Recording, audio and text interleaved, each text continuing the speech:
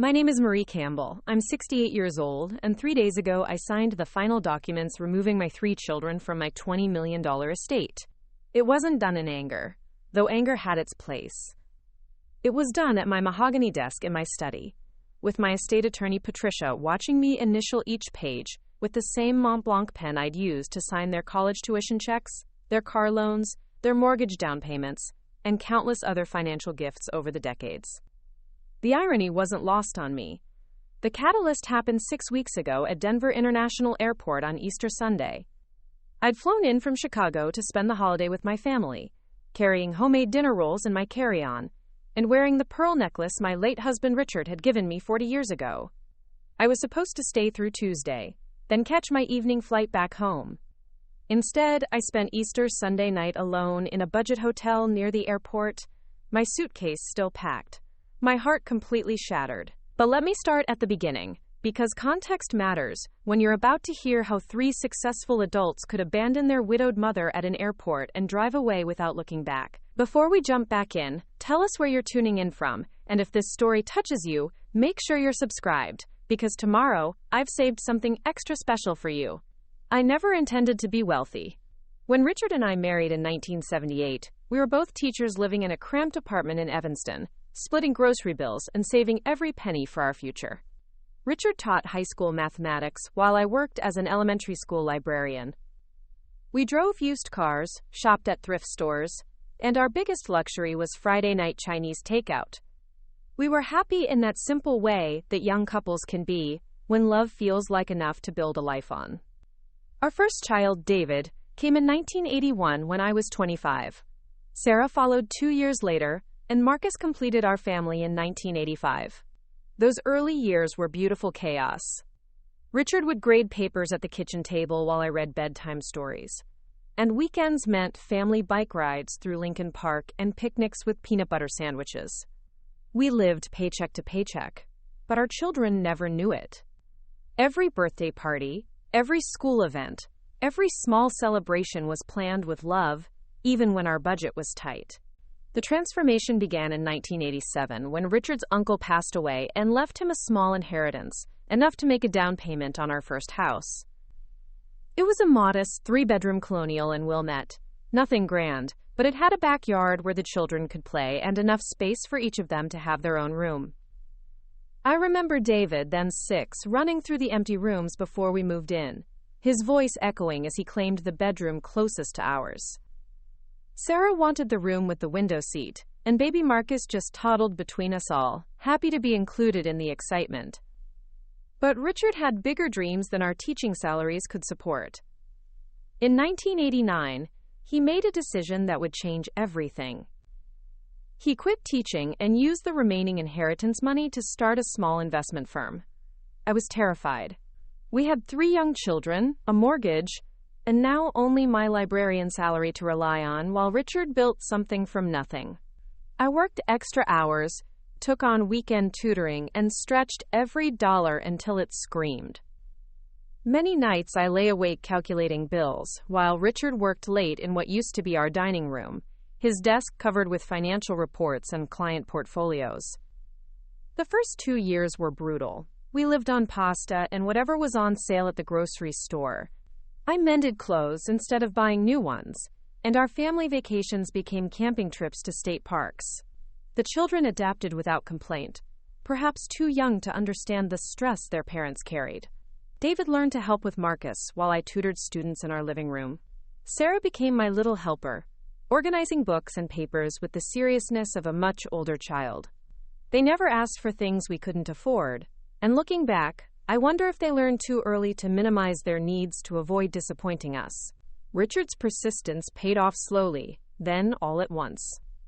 By 1994, his client base had grown from a handful of neighbors to dozens of families across the North Shore. His investment strategies were conservative but consistently profitable, and word spread through the tight-knit community of professionals we served. I still remember the day he came home and told me we'd made enough profit that year for me to stop tutoring if I wanted.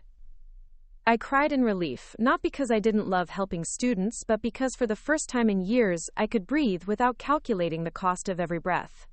The success continued building throughout the 90s. Richard expanded the firm, hired associates, and moved into a proper office building in downtown Evanston. We upgraded to a larger house in Kenilworth when David started high school. This one with a library where I could retreat with my books, and a kitchen large enough for the elaborate dinner parties Richard's business required. I left my job at the school district to manage our household and support Richard's growing company, but I never stopped thinking of myself as a librarian at heart. I organized our home with the same care I'd once brought to organizing books, creating systems and structure that allowed our family to flourish. By the time the children graduated high school, Richard's firm managed over $50 million in assets, and our personal wealth had grown far beyond what either of us had ever imagined. David headed to Northwestern for business, Sarah chose Columbia for journalism, and Marcus followed his artistic streak to the Rhode Island School of Design. We could afford to send them anywhere they wanted to go without student loans, without financial stress, without the limitations that had shaped our own young adult years. I threw myself into supporting their dreams with the same intensity I'd once brought to stretching our grocery budget. David needed a car for internships, so we bought him a reliable Honda. Sarah wanted to study abroad in London, so we covered her expenses and sent care packages filled with her favorite snacks from home. Marcus needed art supplies and studio fees that cost more than our first apartment's rent, so we paid gladly. Each check I wrote felt like an investment in their happiness, their futures, their ability to pursue their passions without the financial anxiety that had marked our early marriage. When they graduated, the support continued naturally. David joined Richard's firm, and we helped him buy a condo in Lincoln Park. Sarah struggled to find steady work in journalism, so we covered her rent and living expenses while she freelanced and built her portfolio. Marcus decided to pursue his MFA, so we funded 2 more years of graduate school plus living expenses in Providence. None of it felt excessive or unusual. We had been given opportunities our children deserved, and sharing our good fortune with them seemed like the most natural thing in the world. The children married within 5 years of each other. David met Jennifer, a marketing executive, at a conference in 2008. Their wedding cost us $40,000, a beautiful celebration at the Chicago Botanic Garden with 200 guests and a reception that lasted until midnight. Sarah married Thomas, a fellow journalist, in a smaller ceremony in 2010, followed by a honeymoon in Italy that we funded as our wedding gift.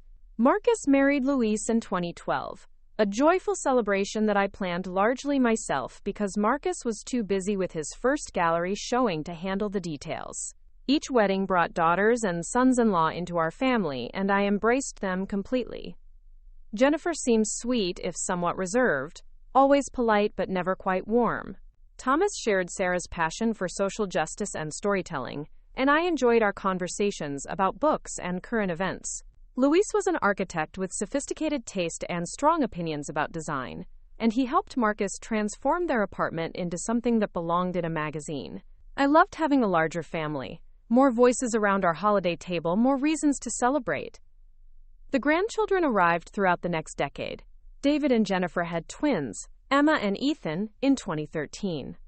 Sarah and Thomas welcomed Sophie in 2015, followed by baby James in 2017. Marcus and Luis adopted Rosa, a toddler from Guatemala, in 2019. 6 grandchildren total, each one a source of pure joy, and another reason to ensure our family's financial security.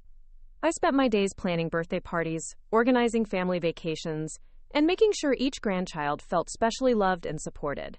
Richard and I discussed our estate planning extensively during these years. We wanted to be fair but also strategic, ensuring that our wealth would support our children's families while encouraging them to build their own independence. We established trust funds for each grandchild's education, set aside money for emergency medical expenses, and created a structure that would provide ongoing income to David, Sarah, and Marcus while preserving the principal for future generations. The total value of our estate had grown to nearly $20 million by 2020, a figure that still amazed me when I thought about our humble beginning as young teachers. Richard's death in January 2021 changed everything, though not in ways I immediately understood. He suffered a massive heart attack while shoveling snow from our driveway, dying before the paramedics could arrive. The grief was overwhelming, a physical pain that made simple tasks like eating or sleeping nearly impossible. But beneath the grief lay a deeper shock. For 42 years, Richard had been my partner in every decision, every celebration, every crisis. Suddenly, I was alone with more money than I'd ever wanted, and 3 adult children who seemed to view me differently now that their father was gone. The first sign came during the funeral planning. David took charge immediately, making decisions about the service, the burial, the reception, without consulting me. When I gently suggested changes, he dismissed them with phrases like, "Dad would have wanted," or "We need to be practical." Sarah cried appropriately, but spent most of the visitation on her phone, managing some work crisis that couldn't wait even for her father's funeral. Marcus seemed overwhelmed by the whole process and kept stepping outside for air, leaving Louise to handle conversations with relatives and friends. I told myself they were grieving, that everyone processes loss differently, that the strange distance I felt was temporary. But as the months passed, the pattern became clear. They called less frequently, visited mainly when they needed something, and treated me more like a resource than a mother. David assumed control of Richard's business affairs without asking, informing me of decisions rather than including me in them. Sarah began writing about her grief journey for various publications, sharing intimate details about our family without considering how it might affect me. Marcus threw himself into his art with an intensity that seemed to exclude everyone else, including me. The financial requests continued, but they felt different now. David needed help with a down payment on a larger house for his growing family. Sarah wanted to leave her stable job at a newspaper to start her own digital publication. Marcus and Luis were considering buying a second property in Palm Springs for his studio practice. Each request was reasonable individually, but together they represented hundreds of thousands of dollars, and each conversation felt more like a negotiation than a family discussion. I began to notice other changes too. Holiday gatherings became shorter and more formal. The grandchildren seemed less excited to see me, perhaps picking up on their parents' subtle distance. Conversations revolved around their accomplishments, their challenges, their plans, with little curiosity about my life or feelings. When I mentioned feeling lonely in the big house or considering travel, their responses were polite but brief, as if my emotional needs were less important than their practical ones. By 2022, I realized I had become something I never intended to be, a checkbook with a heartbeat. My children loved me, I believed that, but they loved me the way one loves a reliable utility. I was there when needed, generous when asked, supportive when required, but not particularly interesting or important beyond my ability to solve their problems with money. The woman who had raised them, supported their dreams, and built a fortune alongside their father had somehow become invisible, valuable only for what I could provide, rather than who I was. This understanding crystallized slowly through a series of small incidents that might have seemed insignificant individually, but painted a clear picture when viewed together. David forgot my birthday in 2022, remembering 3 days later with an expensive flower arrangement and a card that clearly came from his assistant. Sarah published an essay about growing up with financial security without mentioning the sacrifices Richard and I had made in the early years, portraying our success as effortless and inevitable. Marcus invited me to his gallery opening but seated me at a table with strangers while he networked with collectors and critics, treating me more like a patron than his mother. The most painful realization was that they had stopped seeing me as a whole person. I was no longer Marie, the librarian who had read them thousands of bedtime stories, who had taught them to ride bikes and helped with homework, and cheered at every soccer game and school play. I wasn't the woman who had worked multiple jobs to support Richard's business dreams, who had planned every birthday party and family vacation with careful attention to each child's preferences. I had been reduced to a single role, the wealthy widow who could solve problems and fund dreams without question or complaint.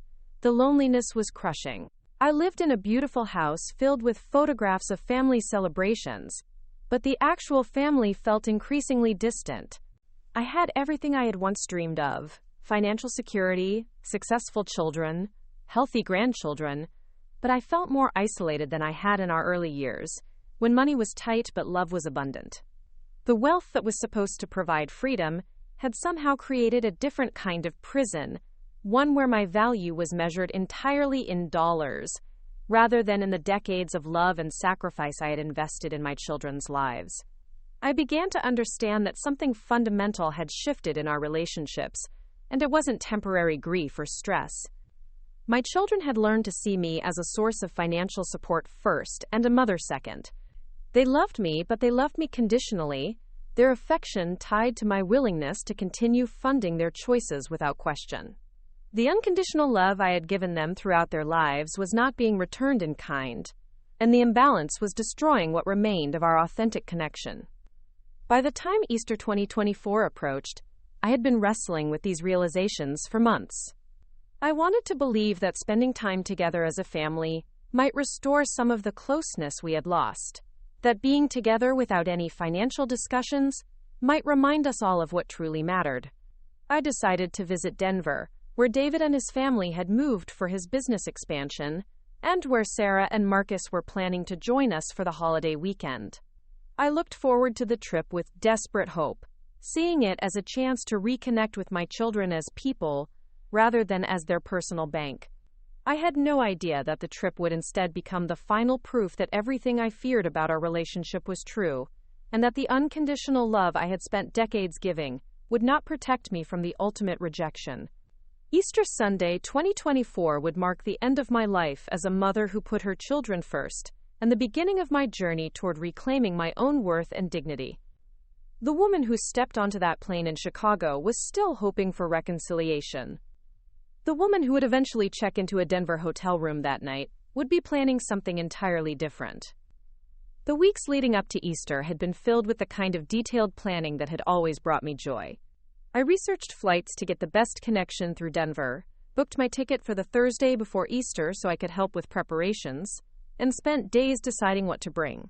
I chose the pearl necklace Richard had given me for our 20th anniversary, knowing it would photograph beautifully with the grandchildren.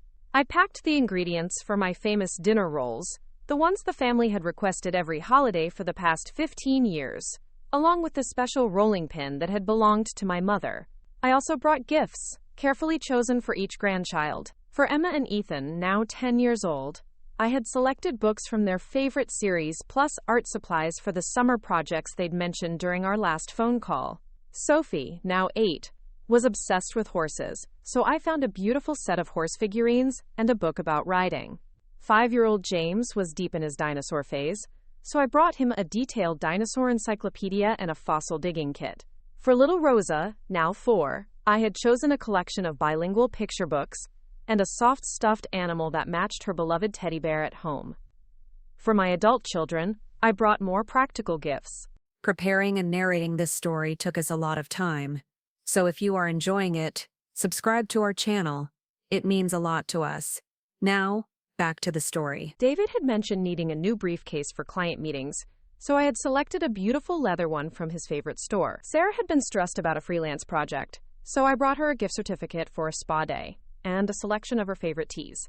Marcus had been working on a new series of paintings, so I brought him high-quality brushes he'd mentioned wanting but hadn't bought for himself. Each gift represented hours of thought about what would truly please them, what would show them how carefully I listened to their lives and concerns. The flight to Denver was smooth, and I spent most of it reading and thinking about our upcoming time together.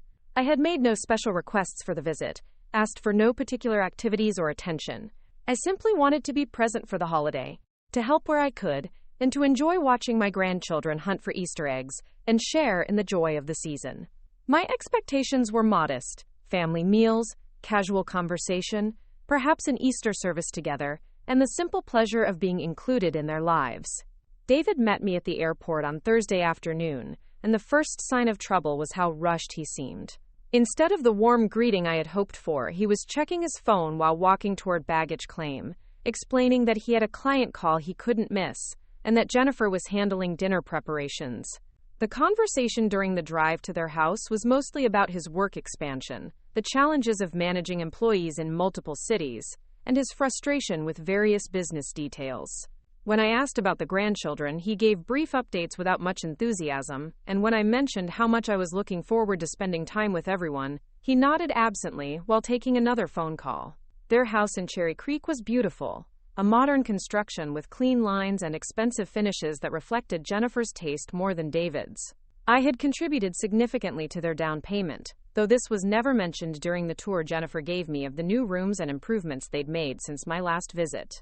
The guest room where I would stay was lovely but felt impersonal, like a hotel room rather than a space prepared for a beloved family member. My gifts were received politely but without the enthusiasm I had hoped for, and I noticed they were quickly moved aside rather than opened with the grandchildren. The distance I had sensed in our phone conversations over the past year was even more apparent in person. David seemed to view my visit as an obligation rather than a pleasure, checking items off a mental list of activities he needed to provide for his mother. Jennifer was cordial but cool, including me in conversations without making me feel particularly welcome. Even the grandchildren, whom I hadn't seen since Christmas, seemed less excited about my arrival than I had expected. They hugged me dutifully but quickly returned to their own activities, and my attempts to engage them in conversation about school or friends received brief, polite responses. Friday passed pleasantly enough on the surface. We went to lunch at a restaurant Jennifer had chosen, visited a local museum that the grandchildren enjoyed, and spent the evening watching movies together. But I felt like a guest being entertained rather than a family member coming home. Conversations remained surface level, focused on schedules and logistics rather than the deeper connection I craved. When I tried to share stories about their father or ask about their dreams and concerns, the responses were polite but brief, as if intimate conversation was no longer appropriate or desired. Sarah and Thomas arrived on Saturday with their children, and I hoped their presence would bring more warmth to the gathering. Sarah had always been my most emotionally expressive child, the one who called most frequently and shared the most about her life. But she seemed stressed and distracted from the moment she walked in, immediately launching into complaints about the flight delay, the children's behavior, and various work pressures she was facing. When I offered sympathy and asked how I could help, she brushed off my concern with vague assurances that everything was fine. The dynamic between my children was also different than I remembered. David and Sarah seemed to communicate primarily about practical arrangements, with little of the sibling warmth that had characterized their relationship in earlier years. They discussed schedules and responsibilities, with the efficiency of business partners rather than brother and sister. When Marcus and Luis arrived Saturday evening, the family felt complete numerically, but somehow emptier emotionally than gatherings from previous years. Marcus seemed the most unchanged of my children, still affectionate and interested in conversation, but even he felt more distant than before. He spent considerable time on work calls related to an upcoming exhibition, and when he wasn't working, he was often in intense conversations with Luis about their various projects and plans. I found myself listening to these conversations from the periphery, included physically but not meaningfully in the family dynamic. The most painful part was how little curiosity anyone showed about my life. When I mentioned that I had been considering traveling more or perhaps taking art classes, the responses were encouraging but brief, as if my personal growth and happiness were pleasant but not particularly important. No one asked about my grief, my loneliness, or how I was adjusting to life without Richard. No one seemed interested in my thoughts about current events, books I was reading, or activities I was considering. I had become a supporting character in their lives rather than a protagonist in my own. Sunday morning brought Easter preparations, and I threw myself into helping with renewed hope that working together might restore some of our connection. I made my dinner rolls from scratch while Jennifer prepared the rest of the meal, and for a few hours in the kitchen, we chatted more naturally about the children, family traditions, and holiday memories. I began to think that perhaps my concerns had been overblown, that the distance I'd felt was temporary and would fade as we spent more time together. The Easter egg hunt was delightful, with all 6 grandchildren racing around David's backyard, searching for the plastic eggs Jennifer and I had hidden the night before. I took dozens of photographs, capturing their excitement and joy, and for those moments, felt like the loving grandmother I had always tried to be. The children were sweet and appreciative, thanking me for their gifts and including me in their games. These were the moments I had traveled to Denver to experience, and they reminded me why family remained so important despite the challenges.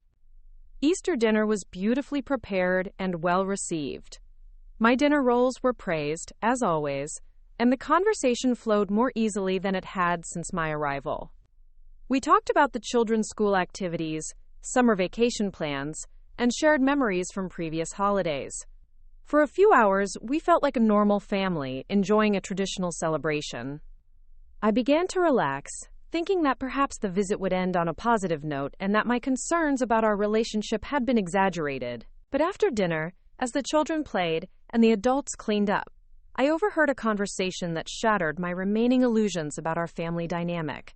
David, Sarah, and Marcus were discussing logistics for the rest of the evening and my departure the next day. Their tone was casual, but their words cut through me like ice. "So Mom's flight is at 7 tomorrow night," David was saying. "We can probably get her to the airport by 5 if we leave right after lunch." "Actually," Sarah replied, "Thomas and I need to get on the road earlier than that. We've got that work thing Tuesday morning, remember? We were thinking of leaving around noon." "That's fine," Marcus added. "Luis and I have that conference call with the gallery at 4, so we need to wrap up early anyway." The conversation continued, but I had heard enough. They were discussing my departure like a logistical problem to be solved, not like the end of a meaningful family visit. There was no reluctance about my leaving, no suggestion that they extend the visit or make plans for my next trip. I was a scheduled item on their calendar, and they were already planning how to efficiently transition from hosting me to resuming their normal lives. I excused myself and went to the guest room, overwhelmed by the realization that I had been fooling myself about this visit. They had tolerated my presence politely, included me in their activities dutifully, but they had not genuinely enjoyed having me there. I was an obligation they were fulfilling, not a beloved family member whose company they treasured. The love I had hoped to rediscover felt one-sided, conditional on my ability to remain undemanding and easily managed. That night, lying in the impersonal guest room, surrounded by my carefully packed gifts and clothes, I made a decision that would change everything. I would not wait until Monday evening to leave. I would not sit through another day of polite inclusion and efficient scheduling. I would leave early, on Sunday night, and I would see how they responded when their obligation to me was suddenly removed. The woman who had spent 68 years putting others first was finally ready to put herself first, starting with refusing to stay where she was not truly wanted. What happened next would prove that my worst fears about our relationship were not only accurate but actually understated. The family that had politely tolerated my presence for 3 days would reveal their true feelings when faced with a minor inconvenience on my behalf. Easter Sunday night would become the moment I stopped being a mother who gave unconditionally and started being a woman who demanded to be treated with basic respect and dignity. The decision to change my flight came to me around 10 o'clock that night, as I lay in the guest room listening to the sounds of my family continuing their evening without me. I could hear David and Jennifer discussing work schedules for the following week, Sarah and Thomas debating whether to drive straight through or stop overnight on their way home, and Marcus and Luis making plans for their Tuesday meetings. No one had knocked on my door to say goodnight, to thank me for the visit, or to express any sadness about my upcoming departure. I was already forgotten, already written off their mental schedules despite still being in their house. I opened my laptop and navigated to the airline website, my hands shaking slightly as I searched for earlier flights. There was a red-eye leaving Denver at 11:47 p.m., arriving in Chicago early Monday morning. The change fee was substantial, but money was no longer a consideration. I needed to leave while I still had some dignity intact, before I spent another day pretending that polite tolerance was the same as genuine love. I booked the flight and printed my boarding pass on the small printer in the guest room, my heart pounding with a mixture of anxiety and determination. Packing took only a few minutes. I had always been an efficient traveler, and most of my clothes were still neatly folded in my suitcase. I left the gifts I had brought for my adult children on the dresser, with a note explaining that I had changed my flight and taken a cab to avoid disturbing anyone. The note was brief and polite, thanking them for their hospitality and expressing love for the grandchildren. I did not explain why I was leaving early, or how their behavior had affected me. Some part of me still hoped they would realize something was wrong and reach out to understand. The most difficult part was leaving without saying goodbye to the grandchildren. They were already asleep, and I stood outside their rooms for several minutes, listening to their peaceful breathing and wishing things could be different. These innocent children were not responsible for their parents' emotional distance, and my heart broke at the thought of them waking up to find me gone without explanation. But I could not face another morning of polite breakfast conversation and efficient departure logistics. I wrote individual notes for each grandchild, telling them how much I loved them and how proud I was of the wonderful people they were becoming. The cab arrived at 11:15 p.m. and I slipped out of the house as quietly as possible, wheeling my suitcase across the driveway and trying not to wake anyone. The driver was kind enough to help me load my luggage and seemed to understand that I was not in a mood for conversation during the 20-minute drive to the airport. I stared out the window at the dark suburbs of Denver, thinking about all the visits and holidays and family gatherings that had led to this moment. How had we gone from the close, loving family we once were to this collection of polite strangers who happened to share DNA and financial obligations? Denver International Airport was surprisingly busy for a Sunday night, filled with travelers ending their Easter weekends and returning to work and school obligations. I checked in quickly and made my way through security, finding my gate with 2 hours to spare before boarding. I bought a cup of coffee and found a quiet corner where I could sit and process what I had just done. For the first time in decades, I had acted impulsively, prioritizing my own emotional needs over my family's convenience. It felt terrifying and liberating in equal measure. I turned off my phone, not ready to deal with whatever messages might come when my family discovered my early departure. I needed time to think, to understand what had just happened, and what it meant for our future relationships. The airport around me buzzed with activity, but I felt suspended in a strange calm, as if I had finally stopped running towards something that was always just out of reach. The unconditional love I had spent my life giving had not been returned, and pretending otherwise was no longer sustainable. The flight to Chicago was half empty, allowing me to spread out across 3 seats and try to sleep. But sleep wouldn't come. Instead, I found myself replaying moments from the weekend, searching for signs I had missed or misinterpreted. Had there been genuine warmth that I had overlooked in my hurt feelings? Had I been too sensitive, too demanding of attention and affection? The questions circled in my mind without resolution, but one thing remained clear. I had felt more alone in a house full of my family than I did sitting by myself in an airport at midnight. When I landed in Chicago early Monday morning, I took a cab directly home to the house in Kenilworth that Richard and I had shared for so many years. Walking through the front door, I was struck by how quiet and peaceful it felt compared to the subtle tension I had experienced in Denver. This was my space, filled with my books and photographs and memories, where I could think clearly, without worrying about being polite or accommodating, or grateful for basic courtesy.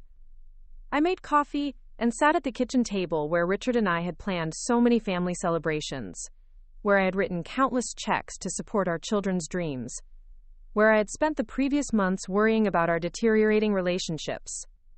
The morning light streaming through the windows illuminated dust motes dancing in the air, and I watched them with a strange sense of peace. I had removed myself from a situation that was hurting me, and for the first time in months, I felt like I could breathe fully.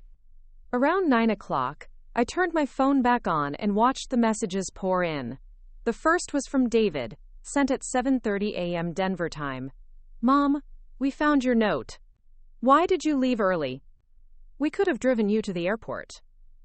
The tone was confused, but not particularly concerned, as if my early departure was a minor inconvenience rather than a sign of deeper problems. Sarah had texted at 8:15. "David said you left last night? Hope your flight was okay. Talk soon." Marcus sent a message at 8:45. "Heard you had to leave early. Thanks for a lovely weekend." None of the messages expressed worry about why I had left or concern for my emotional state. They were polite, brief, and focused on logistics rather than relationships. Even faced with unusual behavior from their mother, their primary response was mild puzzlement rather than genuine concern. The emotional distance I had felt all weekend was confirmed by their lukewarm reactions to my abrupt departure. I spent the day unpacking, doing laundry, and returning my house to its normal order. The routine tasks were soothing, giving me time to process the weekend without having to make immediate decisions about how to respond to my children. I understood now that the distance in our relationships was not temporary or fixable through better communication. It was fundamental, rooted in the reality that they valued me primarily for what I could provide rather than who I was as a person. That evening, I called Patricia Martinez, the estate attorney who had helped Richard and me with our financial planning for over a decade. Patricia was in her 50s, sharp and compassionate, and she had guided us through the complex process of structuring our wealth to benefit our family while protecting our interests. She had also helped me navigate the legal requirements after Richard's death, and I trusted her judgment completely. "Marie, she said when she heard my voice. "How was your Easter weekend with the family?" I took a deep breath and told her everything. The emotional distance, the polite tolerance, the overheard conversation about my departure, and my decision to leave early. Patricia listened without interruption, occasionally making small sounds of understanding or sympathy. When I finished, she was quiet for a long moment. "I'm so sorry," she finally said. "That must have been incredibly painful." "It was," I admitted, "but it was also clarifying. I've been trying to maintain relationships that don't really exist anymore, at least not in the way I thought they did." "What are you thinking about doing?" Patricia asked gently. "I want to understand my options," I said.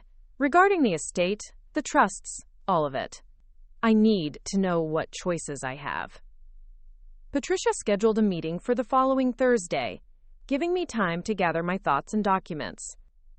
After we hung up, I felt a strange sense of relief.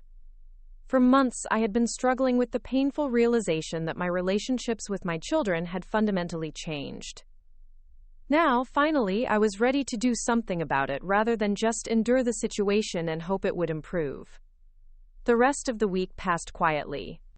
My children sent occasional text messages checking in, but none of them called or expressed any real concern about my early departure from Denver. David mentioned that Emma had asked where I went, and he had told her I had work to do at home. Sarah shared a photo from her drive back east with a caption about family time being precious. Marcus sent me a link to an article about his upcoming gallery show, asking if I planned to attend.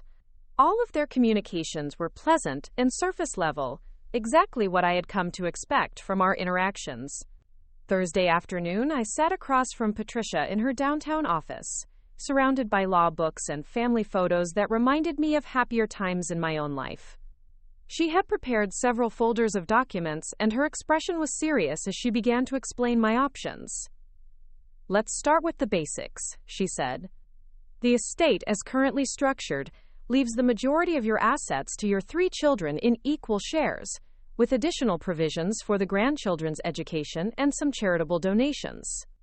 The trusts we established provide ongoing income while preserving principal for future generations." I nodded, familiar with these arrangements from our previous discussions. "However," Patricia continued, "because you're the sole owner of these assets, you have complete control over how they're distributed. You can modify the will and trusts at any time, for any reason. The question is what you want to accomplish." I had been thinking about this question for days, and my answer surprised me with its clarity. I want them to understand that love and financial support are not the same thing. I want them to learn that relationships require mutual respect and genuine care, not just polite tolerance. And I want to protect myself from being treated like a resource rather than a person. Patricia leaned forward, her expression thoughtful. "There are several ways to approach this. You could reduce their inheritance significantly, remove them entirely, or create conditions they would need to meet to receive their inheritance. You could also establish a waiting period, giving them time to reflect on your relationship and potentially repair it." "What would you recommend?" I asked. "That depends on your primary goal," she replied. "If you want to send a message that might motivate them to change their behavior, conditional inheritance or a waiting period might be effective. If you've concluded that the relationship is irreparable and you want to move forward independently, complete removal might be appropriate." I thought about the weekend in Denver, about years of feeling increasingly invisible despite my continued generosity, about the polite messages I had received since leaving early. "I think," I said slowly, "that I want to start with complete removal and see how they respond."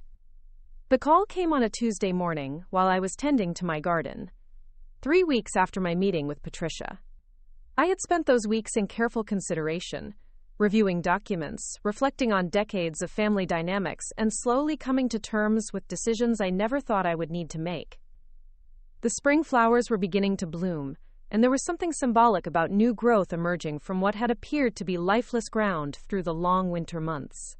David's name appeared on my phone screen, and for a moment I considered letting it go to voicemail. Our conversations since Easter had been brief and superficial, focused on weather and general pleasantries rather than any acknowledgement of what had happened in Denver. But something in me decided to answer, perhaps hoping that he might finally address the elephant in the room. "Hi, Mom," he said, his voice carrying that familiar tone of efficiency that had become his default in recent years. "I hope I'm not catching you at a bad time." "Not at all," I replied, settling onto my garden bench with my phone. "How are Jennifer and the twins?" "They're good. Really good. Actually, that's part of why I'm calling." He paused, and I could hear papers rustling in the background. "Jennifer and I have been looking at some opportunities, and we wanted to run something by you." The word opportunities sent a familiar chill through me. Over the years, I had learned that when my children used that particular word, it usually preceded a request for financial assistance. I waited for him to continue, already steeling myself for whatever was coming. "There's this amazing property that just came on the market in Aspen," David continued, his enthusiasm building as he spoke. "It's got incredible potential as both a family retreat and an investment property. The location is perfect, right near the slopes but private enough for the kids to really enjoy themselves." I found myself unsurprised by the direction of this conversation. Even after the awkwardness of Easter, after my abrupt departure and the questions it should have raised, David was calling to discuss a luxury purchase rather than our relationship. The pattern was so ingrained that he seemed incapable of recognizing how tone-deaf it appeared. "It sounds lovely," I said carefully, not committing to anything but curious to hear how he would frame his request. "The thing is," he went on, "the market is moving really fast right now and we'd need to act quickly to secure it. The asking price is $2.8 million, but Jennifer thinks we could get it for $2.6 if we come in with cash." There it was. $2.6 million, discussed as casually as if he were asking me to pick up groceries. I thought about the careful budgeting Richard and I had done in our early years, the months when we had chosen between heating bills and new shoes for the children, the years of sacrifice that had built the wealth David now took for granted. "That's quite a significant investment," I said, keeping my voice neutral. "Oh, absolutely, but the potential returns are incredible.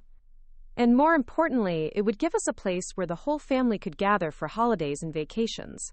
Somewhere the grandkids could make memories together, you know." The mention of family gatherings stung, given how little effort he had made to create meaningful connections during our last actual family gathering. I wondered if he genuinely believed that a more expensive location would somehow repair relationships that had been damaged by indifference and emotional distance. "Have you run the numbers on maintenance costs, property taxes, management fees?" I asked, falling back on practical questions to avoid addressing the emotional undercurrents of the conversation. "Jennifer's been working on all that," he assured me. "Her research shows that properties in that area have appreciated an average of 12% annually over the past 5 years. Even if we only use it personally, it's a solid investment." I found myself thinking about Patricia's words from our meeting the previous week. "The question is what you want to accomplish," she had said, and suddenly I knew exactly what I wanted to accomplish with this conversation. I wanted to see if David was capable of relating to me as anything other than a source of funding. "It sounds like you and Jennifer have done your homework," I said. "What kind of financing are you considering?" There was a brief pause, and I could almost hear him recalibrating his approach. He had clearly expected me to immediately offer to help with the purchase, and my practical questions had thrown him off his script. "Well, we could get a mortgage," he said slowly, "but the rates right now are pretty brutal. And cash purchases have so much more negotiating power in this market. We were hoping." He trailed off, apparently realizing that he needed to actually ask for what he wanted rather than simply assuming I would offer.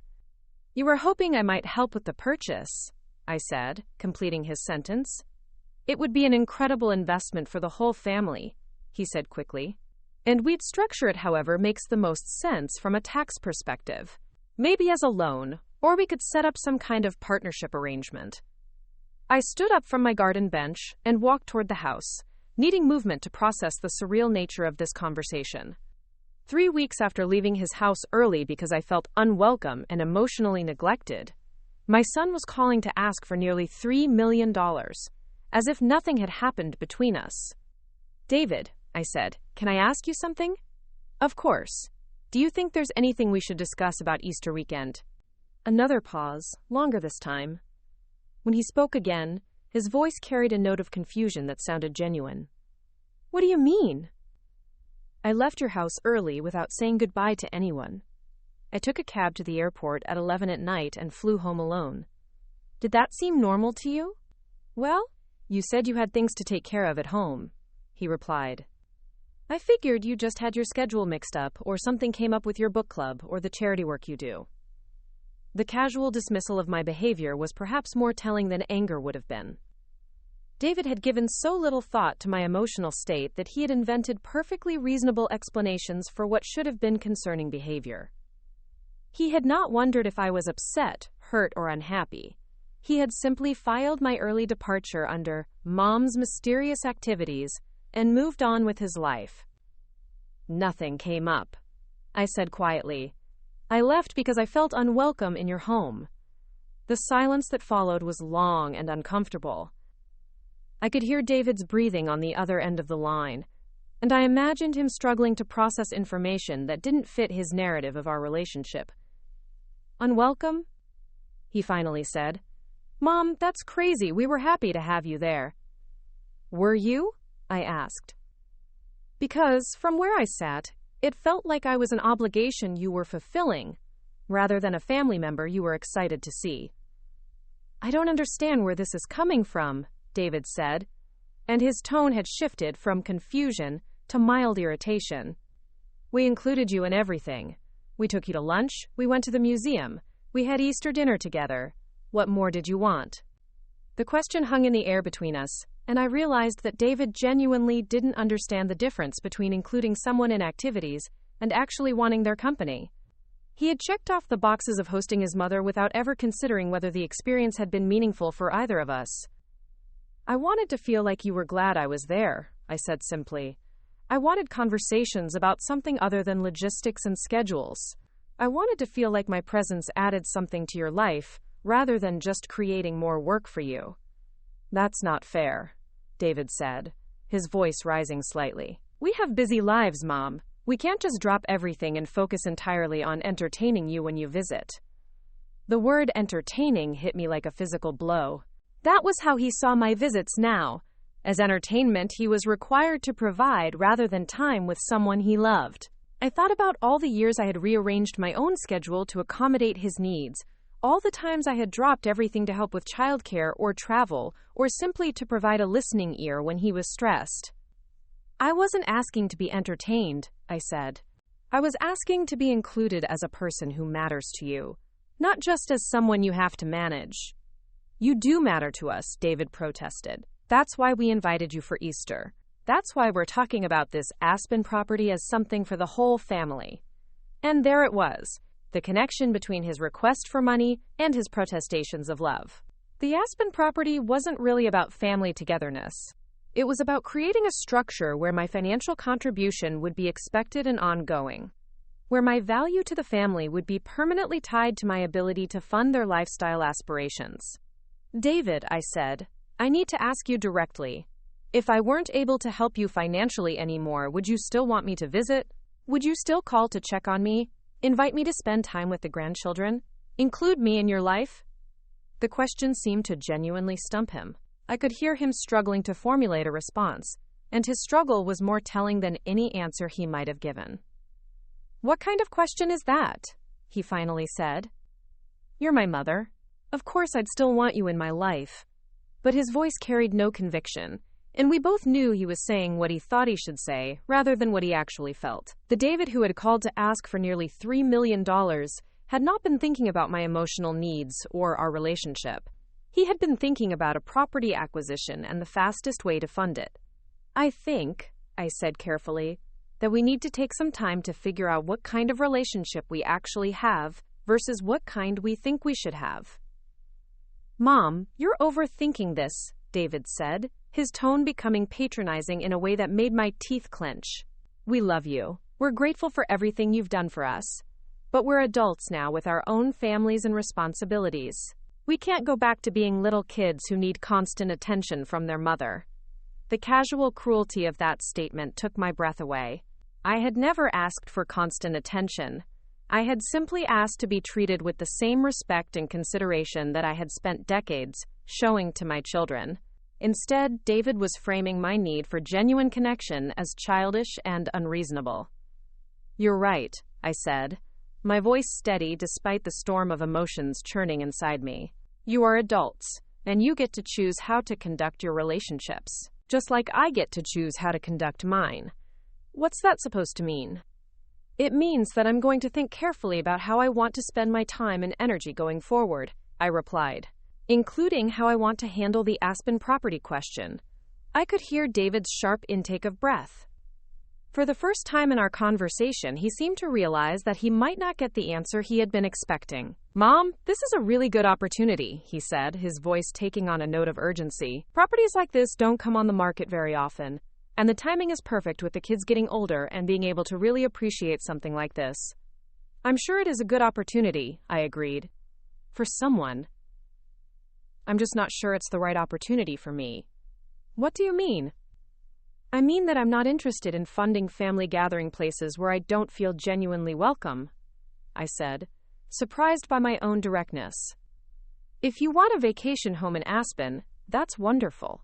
But I don't think it makes sense for me to pay for it." The silence that followed was different from the previous pauses in our conversation. This one was charged with shock, and I suspected, anger. David had clearly never considered the possibility that I might say no to his request, and he was struggling to recalibrate his approach. "I think you're being really unfair," he said finally. "We've never made you feel unwelcome. If you felt left out during Easter, that's on you for not speaking up. We can't read your mind." The blame shifting was so predictable that I almost laughed. Rather than acknowledging any responsibility for the dynamics that had made me feel invisible, David was making it my fault for not demanding better treatment. It was the same pattern I had seen developing over the past few years. Any problems in our relationship were framed as my oversensitivity or unreasonable expectations, rather than their emotional distance. "You're right," I said. "You can't read my mind, but you could have asked how I was doing, what I was thinking about, whether I was happy. You could have shown interest in my life beyond my ability to solve your problems." "We did ask how you were doing," David protested. "No, you asked if I was comfortable, if I needed anything, if the guest room was adequate. You never asked if I was lonely, if I missed your father, if I was struggling with the transition to widowhood. You treated me like a house guest, not like your mother." I could hear David's breathing growing more labored, and I realized that this conversation was going to places neither of us had expected when he had called about the Aspen property. But something in me felt lighter with each honest word I spoke, as if years of careful politeness were finally being replaced with authentic communication. "Mom, I don't know what you want from me," David said, his voice taking on a whining quality that reminded me of his teenage years. "We invited you for Easter, we included you in our plans, we were nice to you. I don't understand why that's not enough." "Because nice isn't the same as loving," I said. "Because being included in activities isn't the same as being valued as a person. Because I spent 3 days in your house feeling more alone than I do when I'm actually by myself." "That's ridiculous," David snapped, his patience finally wearing thin. "You're being dramatic and unreasonable. We have busy lives, and we can't constantly cater to your emotional neediness." The phrase emotional neediness hung in the air like a slap. This was how my son characterized my desire for genuine connection, as an unreasonable demand that interfered with his busy life. I thought about all the times I had rearranged my own busy life to meet his emotional needs, all the hours I had spent listening to his problems and offering support without ever characterizing his needs as burdensome. "I see," I said quietly.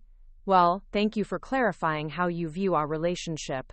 "Mom, don't be like that," David said, apparently realizing that he had gone too far. "Look, maybe we could have done things differently during Easter. Maybe we were distracted with work and the kids and everything else. But that doesn't mean we don't love you." "What does it mean then?" I asked. "It means we're human and imperfect, and sometimes we don't handle things as well as we should," he replied. "But we're still family, and family supports each other. Like with this Aspen property, it's an investment in our family's future, something that could benefit all of us for years to come." And there it was again, the seamless transition from emotional discussion back to financial request. Even after our painful conversation about feeling unwelcome and undervalued, David's primary concern was still securing funding for his vacation home. The pattern was so deeply ingrained that he seemed incapable of recognizing it. "David," I said, "I'm going to hang up now. Not because I'm angry, but because I think we both need time to think about this conversation." "Mom, wait," he said quickly. "About the Aspen property. We really do need to move quickly if we're going to make an offer." "Then I suggest you explore your financing options," I replied, "because I won't be helping with this purchase." The sharp intake of breath on the other end of the line told me that David was finally understanding that something fundamental had shifted in our relationship. For the first time in his adult life, his mother had said no to a financial request, and he was clearly struggling to process what that meant. "Are you serious?" he asked. "Completely serious," I confirmed. "I hope you and Jennifer find a way to make it work if it's truly important to you." "Mom, this is crazy," David said, his voice rising with panic. "You can't just suddenly stop helping your family because you had hurt feelings about one weekend." "I'm not stopping helping my family," I corrected. "I'm stopping helping people who treat me like a bank account rather than a person they love." The conversation ended badly, with David accusing me of emotional manipulation and me hanging up before I said something that would make the situation even worse. I sat in my kitchen afterward, shaking with adrenaline and shock at what had just transpired. In one phone call, the polite facade that had characterized our recent interactions had been stripped away, revealing the transactional nature of what David considered our relationship. But along with the shock came something unexpected: relief. For the first time in years, I had been completely honest with one of my children about how their behavior affected me. I had stopped protecting them from the consequences of their emotional distance and had spoken my truth clearly and directly. It felt terrifying and liberating in equal measure. The phone rang again 20 minutes later, and Sarah's name appeared on the screen. Word traveled fast in our family, apparently, and I suspected that David had immediately called his sister to discuss our conversation. I debated whether to answer, but curiosity won out over caution. "Mom," Sarah said without preamble, "David just called me. He said you guys had some kind of fight about the Aspen house?" "We had a conversation," I corrected. "About more than just the house. He said you told him you wouldn't help with the purchase because you felt unwelcome during Easter," Sarah continued, her tone carrying a note of disbelief. "Is that really what this is about?" I was struck by how quickly the narrative had been simplified and distorted. David had framed our conversation as being solely about hurt feelings regarding one weekend, completely omitting the broader discussion about our relationship dynamics and his characterization of my emotional needs as unreasonable. "It's about a pattern of interaction that has developed over the past few years," I said carefully. "Easter was just the most recent example." "What pattern?" Sarah asked, and I could hear genuine confusion in her voice. I took a deep breath and tried to summarize what had taken me months to fully understand. "I feel like I've become valued primarily for what I can provide financially rather than for who I am as a person. Our conversations focus on practical matters and requests for help, but there's very little interest in my thoughts, feelings, or experiences as an individual." "That's not true," Sarah protested immediately. "We talk all the time. I call you every couple of weeks." "You do," I agreed, "and I appreciate those calls. But when you call, what do we usually discuss?" There was a pause as Sarah apparently thought about our recent conversations. "We talk about the kids, about work, about what's going on in our lives," she said slowly. "We talk about what's going on in your life," I corrected gently. "When was the last time you asked about my life beyond whether I was healthy and whether I needed anything?" Another pause, longer this time. I guess I just assumed you'd tell me if something important was happening. I've been widowed for over 3 years, I said. I've been struggling with loneliness, trying to figure out how to build a meaningful life without your father, considering major changes, like selling the house or traveling more extensively. Did you know any of that? You never said, Sarah began, then stopped. I mean, I knew it must be hard without Dad, but you always seem to be handling things so well. I was handling things well because I've had to, I replied. But handling something well doesn't mean it's easy, or that I wouldn't benefit from emotional support from my children. I could hear Sarah processing this information, and I hoped that she might be more receptive to understanding my perspective than David had been. She had always been the most emotionally aware of my children, the one most likely to pick up on subtleties and undercurrents in family dynamics. "Mom, I'm sorry," she said finally. "I didn't realize you were feeling lonely or that we weren't being supportive enough. But I don't understand why you're taking it out on David over this house thing." "I'm not taking anything out on anyone," I said. "I'm simply declining to fund a purchase that would primarily benefit people who don't seem particularly interested in my company." "That's not fair," Sarah said, echoing her brother's earlier words. "Just because we don't express our feelings the way you'd like doesn't mean we don't care about you." "How do you express your feelings about me?" I asked.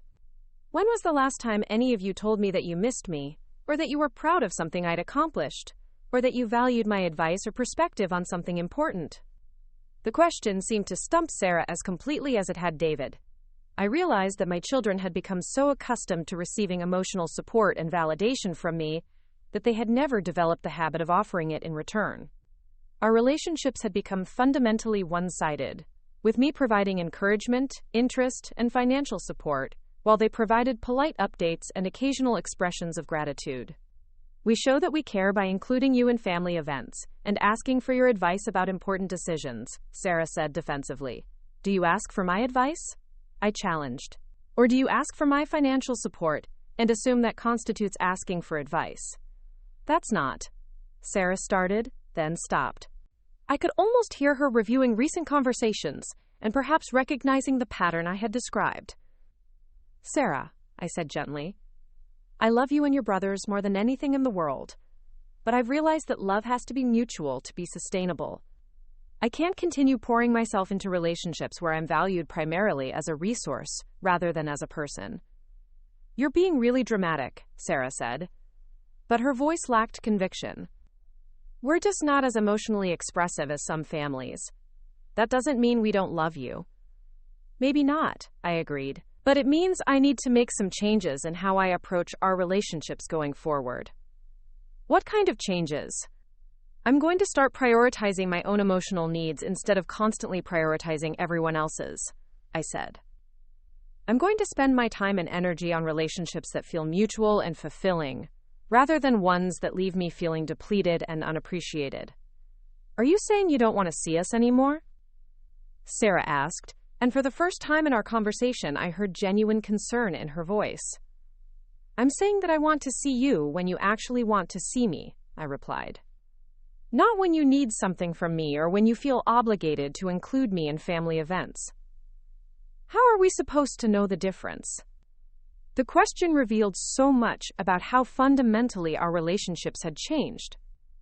Sarah genuinely didn't know how to distinguish between wanting to spend time with me and feeling obligated to do so, which suggested that obligation had become the primary motivation for our interactions. "You could start by asking yourself whether you're looking forward to seeing me or just checking a box on your list of family responsibilities," I suggested. "You could think about whether there are things about me as a person that you find interesting or admirable, beyond my ability to solve problems and provide financial support." "Mom, this is getting really heavy," Sarah said, and I could hear her discomfort with the direction of our conversation. "Can't we just agree that we all love each other and try to do better going forward?" "Doing better requires understanding what needs to change," I replied. "And I don't think any of you understand what needs to change because you don't see anything wrong with how things have been." "So what are you going to do?" Sarah asked. "Just cut us all off?" "I'm going to take some time to think about what I want from my relationships and what I'm willing to accept," I said. "And then I'm going to make decisions based on what's healthiest for me rather than what's most convenient for everyone else." The conversation with Sarah ended more civilly than my call with David, but with the same underlying tension. She promised to think about what I had said and to call me again soon, but I could tell that she viewed our discussion as an emotional crisis that would blow over, rather than a fundamental reassessment of our family dynamics. After hanging up, I sat in my quiet kitchen and reflected on both conversations. I had been more direct and honest with my children than I had been in years, and their responses had confirmed my worst fears about how they viewed our relationships. David had been primarily concerned with securing funding for his vacation home, even after I had explained how unwelcome I felt in his life. Sarah had been more receptive to my emotional concerns but had quickly tried to minimize them and return to the status quo. Neither of them had asked what they could do to rebuild our connection or how they might better support me through my grief and loneliness. Neither had acknowledged their role in creating the emotional distance that had driven me to leave Denver early. Both had framed my concerns as oversensitivity or unreasonable expectations rather than legitimate needs that deserved to be addressed. I realized that I had been hoping these conversations would serve as a wake-up call, that my honesty would inspire my children to reflect on our relationships and make meaningful changes. Instead, they had revealed that the gulf between us was even wider than I had feared. My children were not capable of seeing me as a whole person with my own needs and feelings, because they had never been required to do so. The phone did not ring for the rest of the day, and I found myself grateful for the silence. I needed time to process what had happened and to figure out my next steps. Patricia had given me several options for restructuring my estate, and I was beginning to understand which direction I needed to go. That evening I called Marcus, partly because he had not yet weighed in on the situation, and partly because I hoped he might respond differently than his siblings. Of my 3 children, Marcus had always been the most emotionally intuitive, the most likely to pick up on subtleties that David and Sarah missed. "Hey, Mom," he answered on the second ring, and his voice carried a warmth that I hadn't heard from David or Sarah. "How are you doing?" "I've been better," I admitted. "I assume you've heard about my conversations with your brother and sister today?" "Sarah called," Marcus confirmed. "She said you guys are having some kind of family crisis over David's house thing?" I was struck by how the narrative had been further simplified in its transmission to Marcus. What had started as a complex conversation about relationship dynamics and emotional needs had been reduced to a, quote, family crisis over David's house thing, as if my concerns were petty and materialistic rather than deeply personal. "It's not about the house," I said. "It's about how we relate to each other as a family." "Yeah, Sarah mentioned that you're feeling left out or something," Marcus said, and I could hear the careful neutrality in his voice. "I'm sorry you're feeling that way. What can we do to help?" The question caught me off guard, because it was the first time any of my children had asked what they could do rather than defending their behavior or minimizing my concerns. I felt a flicker of hope that Marcus might be more capable of genuine dialogue than his siblings. "I appreciate you asking," I said. "I think the first step would be acknowledging that there's actually a problem, rather than framing it as me being overly sensitive." "Okay," Marcus said slowly. "Tell me what the problem is from your perspective." I took a deep breath and tried to organize my thoughts. I feel like our relationships have become transactional. Most of our interactions revolve around requests for help or updates about practical matters, but there's very little genuine interest in me as a person or in my emotional well-being. "Can you give me an example?" Marcus asked, and I was encouraged by his willingness to engage with specifics rather than dismissing my concerns outright. "When was the last time you called just to talk to me?" I asked.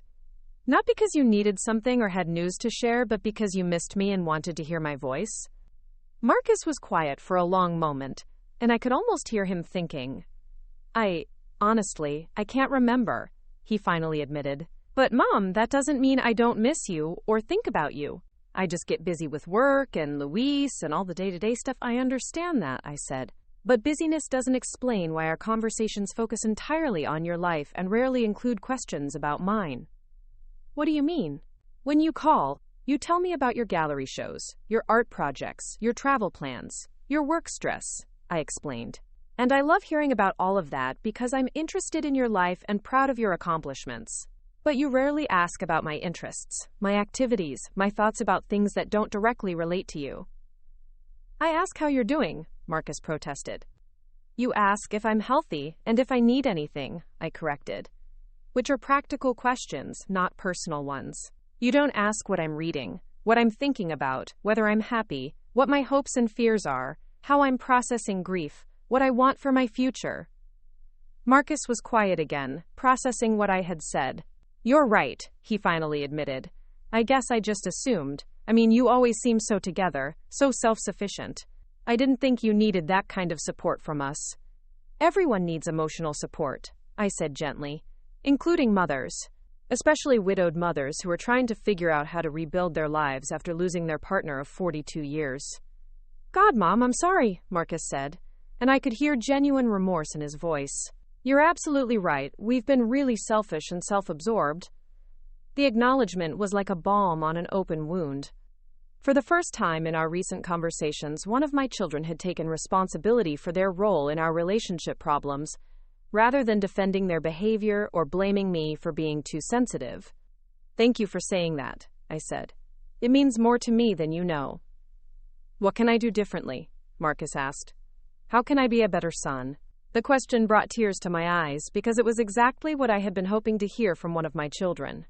Marcus was the first to approach our relationship issues as a problem to be solved, rather than a crisis to be managed or an accusation to be defended against. Start by being curious about my life, I suggested. Ask me questions that go deeper than, how are you doing? Show interest in my thoughts and feelings and experiences as an individual, not just as your mother. I can do that, Marcus said immediately.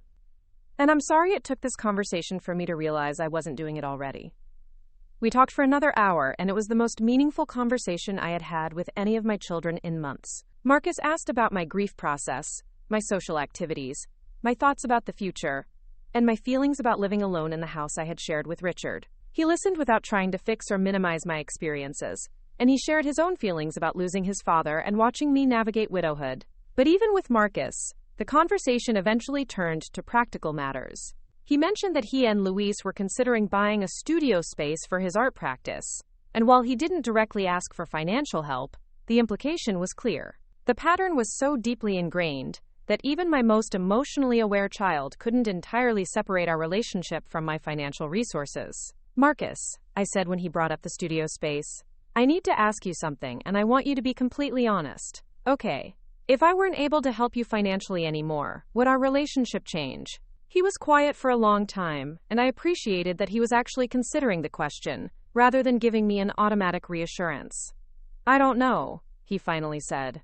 I'd like to think it wouldn't, but honestly, having your financial support has made a lot of things possible for Luis and me. It's allowed me to take risks with my art that I couldn't take otherwise. I'm not criticizing you for accepting help, I clarified. I'm asking whether you'd still want me in your life if I couldn't provide that help. Yes, Marcus said without hesitation. Absolutely yes. You're my mother, and I love you for who you are, not for what you can give me. Even if I never wrote another check? I pressed. Even if you never wrote another check, he confirmed. Though I hope it doesn't come to that, because your support has meant everything to my career. The honesty was painful, but refreshing. At least Marcus was willing to acknowledge the role my financial support played in his life, rather than pretending it didn't matter. And his assurance that he would still want me in his life felt genuine in a way that David's and Sarah's protestations had not. I appreciate your honesty, I told him. And I want you to know that I've loved being able to support your art. But I'm at a point where I need to make some changes in how I approach all of my relationships. What kind of changes? I'm working with my attorney to restructure some things, I said carefully. I want to make sure that my financial resources are directed toward people and causes that align with my values, and that my relationships are based on mutual respect and genuine care. That sounds reasonable, Marcus said, though I could hear a note of concern in his voice. Are you okay financially? Is something wrong with your health? The questions revealed that even Marcus's first thought when I mentioned restructuring my finances was that I might be in some kind of trouble, rather than that I might be making choices about how to allocate my resources. I'm fine financially and physically, I assured him. I'm just reevaluating my priorities. Because of how we've been treating you? He asked quietly. Because of how I've been allowing myself to be treated, I corrected. I take responsibility for enabling relationship patterns that weren't healthy for any of us. We ended the conversation on a positive note, with Marcus promising to be more intentional about our relationship and to call more frequently just to check in. I felt more hopeful about my connection with him than I had about my interactions with David and Sarah, but I also recognized that even Marcus's awareness of our relationship problems was incomplete. The 3 conversations had clarified something important for me. My children were not malicious or intentionally cruel. They had simply become accustomed to a family dynamic, where my role was to provide support, encouragement, and financial assistance, while their role was to receive those things graciously and update me on their lives periodically. They had never been required to consider my emotional needs or to reciprocate the care and interest I showed in their lives. The pattern had developed gradually over decades, probably beginning when they were teenagers, and I was so focused on supporting their development that I forgot to maintain my own identity outside of motherhood. It had been reinforced by my willingness to always put their needs first, to minimize my own requirements, and to derive my sense of worth from their success and happiness, rather than from my own accomplishments and relationships. The morning after my conversations with all three of my children, I woke with a clarity I hadn't felt in years. The fog of confusion and self-doubt that had been clouding my judgment for months had lifted overnight, replaced by a sharp understanding of what needed to happen next. I made coffee, sat at my kitchen table with Patricia's business card in front of me, and dialed her number before I could second-guess myself. "Marie," Patricia answered warmly, "how are you feeling after your family conversations yesterday?" I had texted her briefly the night before, letting her know that I had spoken with David, Sarah, and Marcus about my concerns. She had replied immediately, offering to meet whenever I was ready to move forward with the estate modifications we had discussed. "Resolved," I said, surprising myself with the certainty in my voice. "I'm ready to make the changes we talked about." "All of them?" Patricia asked carefully. "Removing them entirely from the primary inheritance?" "Yes," I replied without hesitation. The conversations confirmed everything I was afraid of. They're not capable of seeing me as anything more than a resource, and I'm not willing to reward that perspective with $20 million. Patricia was quiet for a moment, and I could hear papers rustling in the background. "I want to make sure you're thinking this through completely," she said finally. "Once we execute these changes, they'll be difficult to reverse. Are you certain this is what you want?" "I've never been more certain of anything," I told her. "But I do want to structure it in a way that gives them an opportunity to understand why I made this decision." "What did you have in mind?" I had been thinking about this question all night, weighing different approaches and considering the outcomes I hope to achieve. I want them to find out about the changes in a way that forces them to confront their behavior rather than just react to the financial consequences. "We could include a detailed letter explaining your reasoning," Patricia suggested. "Something that would be delivered along with the legal documents." "That's part of it," I agreed. "But I also want them to discover the changes in a context that makes it impossible for them to dismiss my decision as temporary or emotional." "What kind of context?" I took a deep breath, knowing that what I was about to propose would sound dramatic, perhaps even vindictive, but I had spent decades being careful and diplomatic, and diplomacy had gotten me nowhere. It was time for clarity, even if clarity came with consequences. "I want to plan my own memorial service," I said. "Not because I'm planning to die anytime soon, but because I want them to hear from other people what kind of person I am beyond my ability to solve their problems." Patricia was quiet for a long moment. "That's unconventional," she said carefully.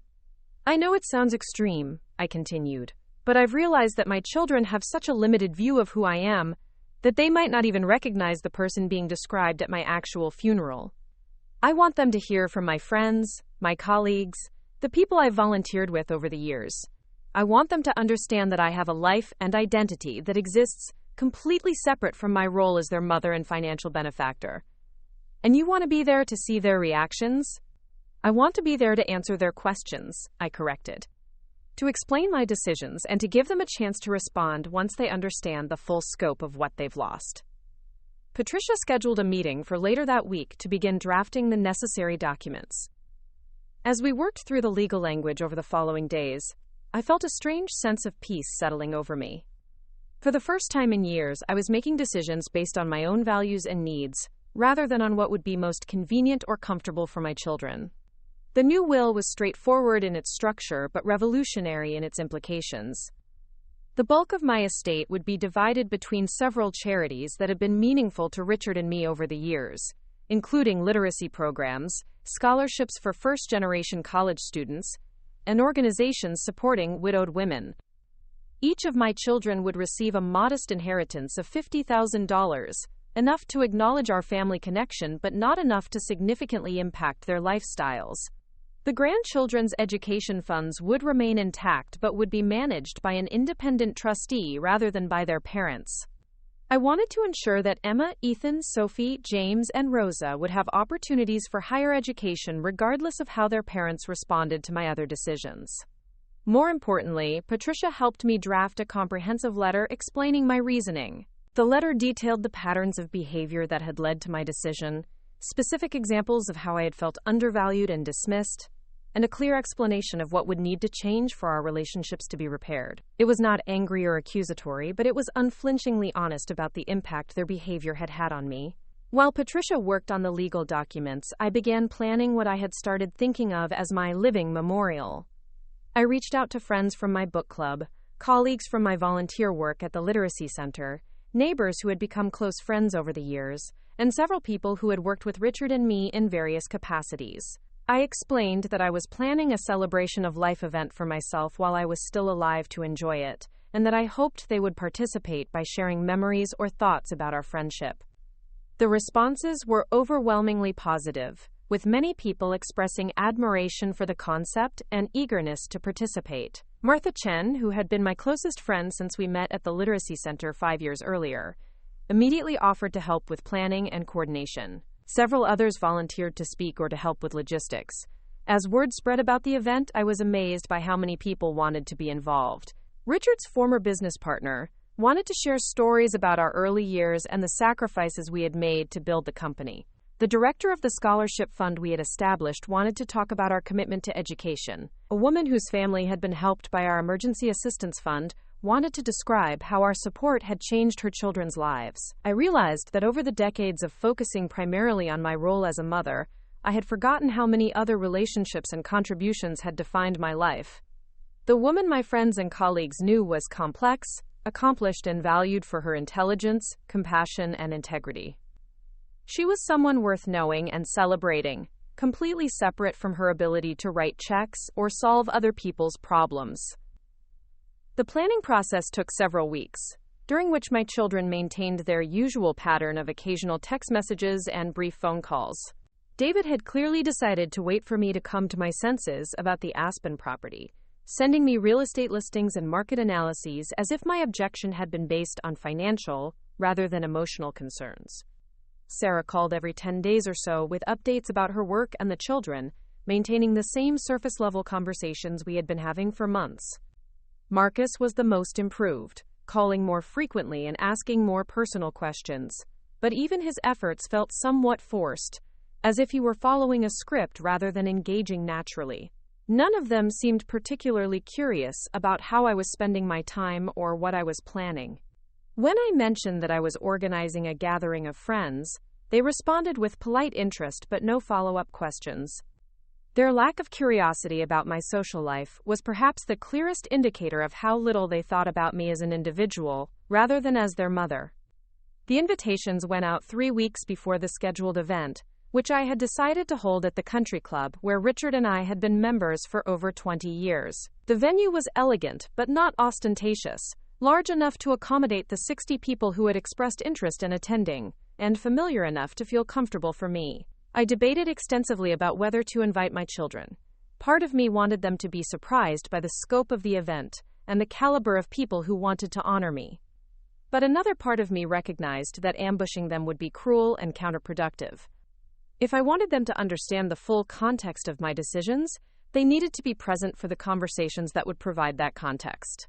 In the end, I decided to invite them, but to be honest about the nature of the event. I called each of them separately, explaining that I was hosting a celebration of my life while I was still alive to enjoy it, and that I hoped they would attend to hear from the many people who had been important to Richard and me over the years. Their reactions were predictably mixed. David was skeptical, asking whether I was feeling well and whether this was some kind of morbid joke. Sarah was confused, wondering why I would want to hold my own memorial service and whether I was having some kind of emotional breakdown. Marcus was more supportive, saying that he thought it sounded like a wonderful way to celebrate relationships and hear stories he might not otherwise know. All three ultimately agreed to attend, though I could tell they viewed it as another obligation to fulfill rather than an opportunity to connect with me or learn something new about my life. Their responses reinforced my conviction that they had no real understanding of who I was beyond my role in their lives. The week before the event, Patricia finished the legal documents, and we scheduled a meeting the day after the celebration to finalize everything. She had done beautiful work, creating a structure that was legally sound but also emotionally clear about my reasoning and intentions. The letter she had helped me craft was particularly powerful, outlining not just what I was doing but why I was doing it, and what it would take for me to reconsider. As the day of the celebration approached, I found myself feeling nervous, but not regretful. I was about to take actions that would fundamentally change my relationships with my children, and there was no guarantee that the changes would be positive. But I had reached a point where maintaining the status quo felt more frightening than risking everything to demand better. The morning of the event, I woke early and spent extra time getting ready. I chose a dress that Richard had always loved, the pearl necklace he had given me for our 40th anniversary, and shoes that were comfortable enough for a long evening of standing and conversation. Looking at myself in the mirror, I saw a woman who was prepared to reclaim her dignity regardless of the cost. Martha arrived early to help with final preparations, and we spent an hour arranging flowers, checking with the catering staff, and making sure that everything was set up properly for the speakers who would be sharing their thoughts throughout the evening. The room looked beautiful, filled with photographs spanning decades of my life, including many that my children had probably never seen. Guests began arriving at 6 o'clock, and I was moved by the turnout. People had come from various periods and aspects of my life, creating a comprehensive picture of the woman I had been before, during, and after my years of intensive mothering. The energy in the room was warm and celebratory, exactly what I had hoped for. My children arrived together around 6:30, and I could see them looking around the room with expressions of surprise and perhaps some confusion. They recognized some faces from family events over the years, but many of the attendees were complete strangers to them. I wondered if they were beginning to realize how little they knew about my life outside of our family interactions. The formal program began at 7 o'clock, with Martha serving as the master of ceremonies. She opened by explaining the concept behind the evening and introducing me as a woman who had decided to celebrate her life while she could still participate in the celebration. The applause was heartfelt and sustained, and I felt a warmth that I hadn't experienced in months. The first speaker was Dr. Elizabeth Warren, not the senator but the director of the Literacy Center, where I had volunteered for over a decade. She talked about my work with adult learners, describing specific students whose lives had been changed by my patient tutoring and advocacy. She shared stories about my innovative teaching methods, my ability to connect with learners from diverse backgrounds, and my tireless work to secure funding for program expansions. I glanced at my children during Dr. Warren's remarks and was struck by their expressions of surprise. They had known that I volunteered at the Literacy Center, but they had clearly never understood the scope or impact of my work there. David looked particularly stunned, as if he were hearing about a stranger rather than his mother. The next speaker was James Morrison, Richard's former business partner, who talked about the early years of the investment firm and the sacrifices both Richard and I had made to build it into a success. He described me as an equal partner in the venture, someone who had worked multiple jobs to support our family while Richard focused on building his client base, and who had contributed strategic thinking and financial planning that had been crucial to the company's growth. Again, I watched my children's faces and saw confusion and perhaps some discomfort. They had grown up during the successful years of the business, when money was plentiful and my contributions were less visible. They had never heard the stories about me working 3 part-time jobs to pay our mortgage, or about my suggestions that had led to some of Richard's most profitable investment strategies. As the evening progressed, speaker after speaker painted a picture of a woman who was accomplished, respected, and valued for her intelligence, creativity, and compassion. They talked about my work on various charity boards, my leadership in organizing community events, my role in establishing the scholarship fund that had helped dozens of students attend college, and my quiet but consistent support for families facing financial crises. One of the most powerful moments came when Teresa Rodriguez, a woman whose family had received emergency assistance from our private fund, spoke about how my support had allowed her to stay in school and eventually become a teacher herself. She described me as someone who had helped without judgment, who had followed up to ensure that the assistance was truly helpful, and who had celebrated her successes as if they were my own. I could see my children struggling to reconcile the woman being described with their limited understanding of who I was. They had known that Richard and I were generous with charitable donations, but they had apparently never considered the personal involvement and emotional investment that went into those contributions. Perhaps the most revealing moment came when Martha shared some of our conversations about family relationships and the challenges of widowhood. She talked about my struggle to maintain connections with adult children who seemed increasingly distant, my efforts to find meaningful activities and relationships outside of my role as a mother, and my journey toward understanding my own worth as an individual. Marie has spent most of her adult life putting other people first, Martha said, looking directly at my children as she spoke. She has been a devoted wife, a dedicated mother, and a generous friend. But somewhere along the way, she started to disappear as an individual. This celebration tonight is about remembering and honoring the complete person she has always been, beyond her roles and responsibilities to others. The room was silent for a moment after Martha finished speaking, and I could feel the weight of her words settling over the audience. When the applause came, it was sustained and emotional, and I saw several people wiping away tears. As the formal program concluded and people began to mingle and share informal conversations, I made my way around the room, accepting congratulations and thanks from friends and colleagues. The warmth and appreciation expressed by so many people was overwhelming in the best possible way. I felt seen and valued in a way that I hadn't experienced in years. But I was also acutely aware of my children, who seemed to be having difficulty navigating the social dynamics of the evening. They knew some of the attendees from family events, but they were clearly struggling to contribute to conversations about my work, interests, or accomplishments outside of motherhood. They looked uncomfortable and somewhat out of place, which was exactly what I had hoped they would experience. Around 9 o'clock, as the evening was winding down and some guests were beginning to leave, David approached me with an expression I couldn't quite read.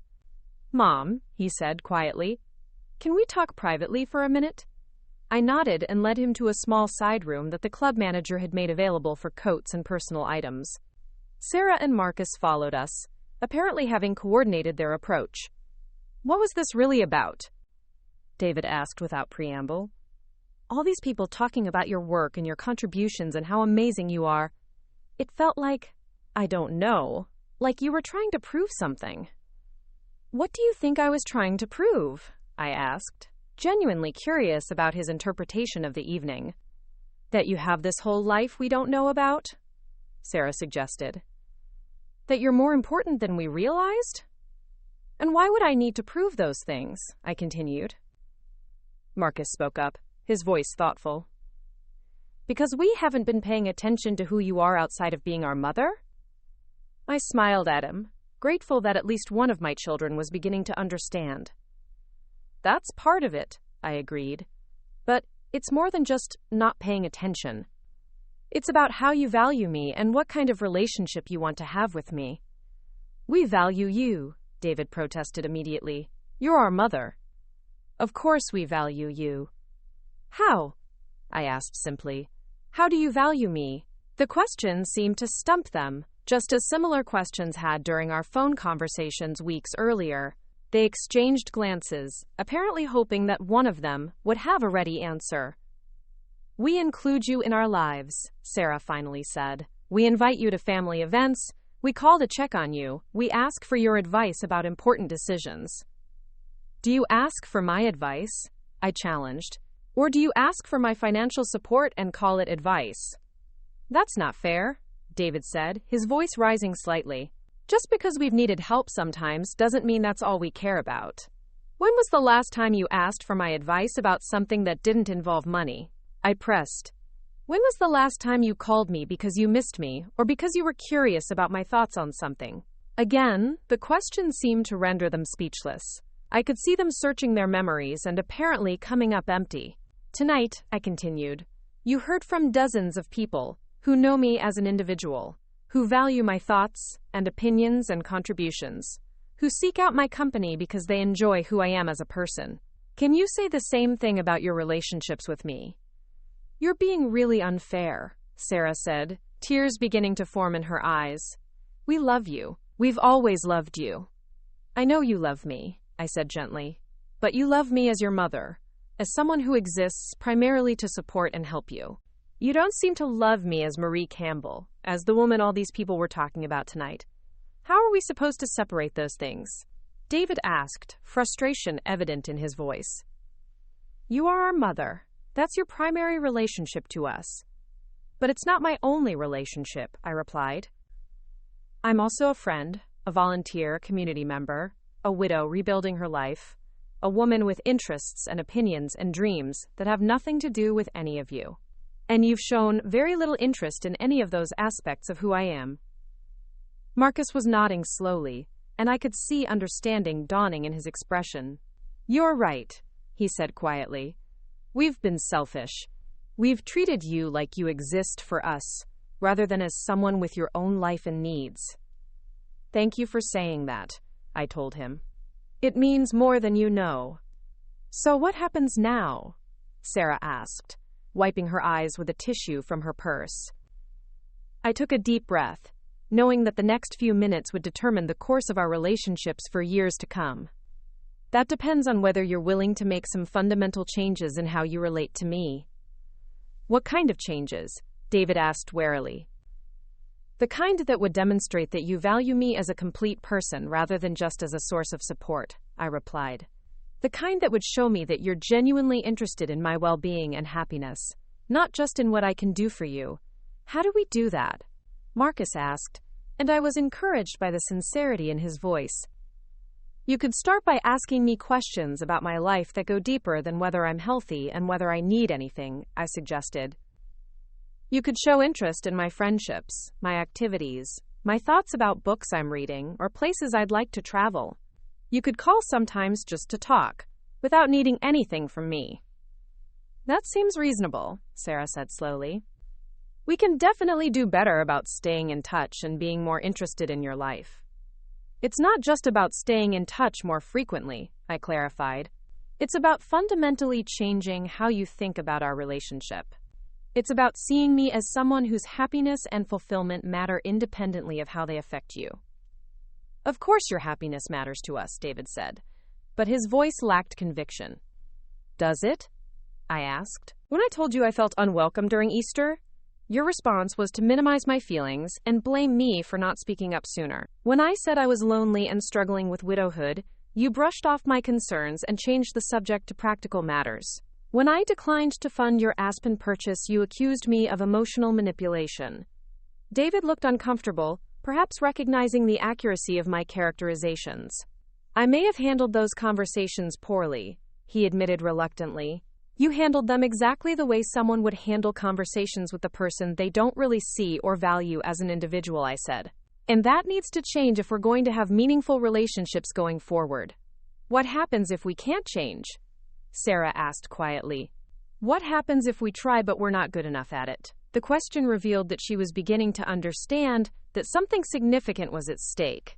That this wasn't just a temporary family disagreement that would blow over with time and patience. Then we'll have learned something important about the limitations of our relationships, I replied honestly. And I'll make decisions about my time and energy accordingly. What kind of decisions? David asked, his voice sharp with concern. I looked at my 3 children, these adults I had raised and supported and loved unconditionally for decades, and felt a profound sadness about how we had arrived at this moment. But beneath the sadness was a strength I hadn't felt in years, a clarity about my own worth that would not be compromised again. The kind of decisions that prioritize my own well-being, I said simply. The kind that ensure I spend my remaining years with people who genuinely value my company and care about my happiness. The implications of my words hung in the air between us, and I could see my children beginning to understand that they were at a crossroads. They could make genuine efforts to rebuild our relationships on a foundation of mutual respect and authentic care. Or they could continue treating me as a supporting character in their lives, and face the consequences of that choice. What those consequences would be, they would discover soon enough. But first they would have the opportunity to prove whether they were capable of the kind of love I deserved. The kind of love I had given them so freely for so many years. The evening had shown them who I really was beyond my role as their mother. Tomorrow would reveal whether they cared enough about that person to fight for her place in their lives. The celebration had accomplished exactly what I had hoped it would. My children now understood that I was a complete person with a rich life and meaningful relationships outside of my role in their families. They had heard from dozens of people who valued me for my intelligence, compassion, and contributions to their communities. They had been forced to confront the reality that they knew very little about who I was as an individual. More importantly, they had been given a clear explanation of what needed to change if our relationships were going to survive and thrive. I had not been angry or accusatory, but I had been unflinchingly honest about the impact their behavior had had on me and about what I needed from them going forward. The next phase would reveal whether they were capable of rising to meet those needs, or whether the damage to our relationships was irreparable. Either way, I was finally free from the exhausting work of pretending that surface-level connections were sufficient, free from the crushing loneliness of being surrounded by family members who didn't really see me.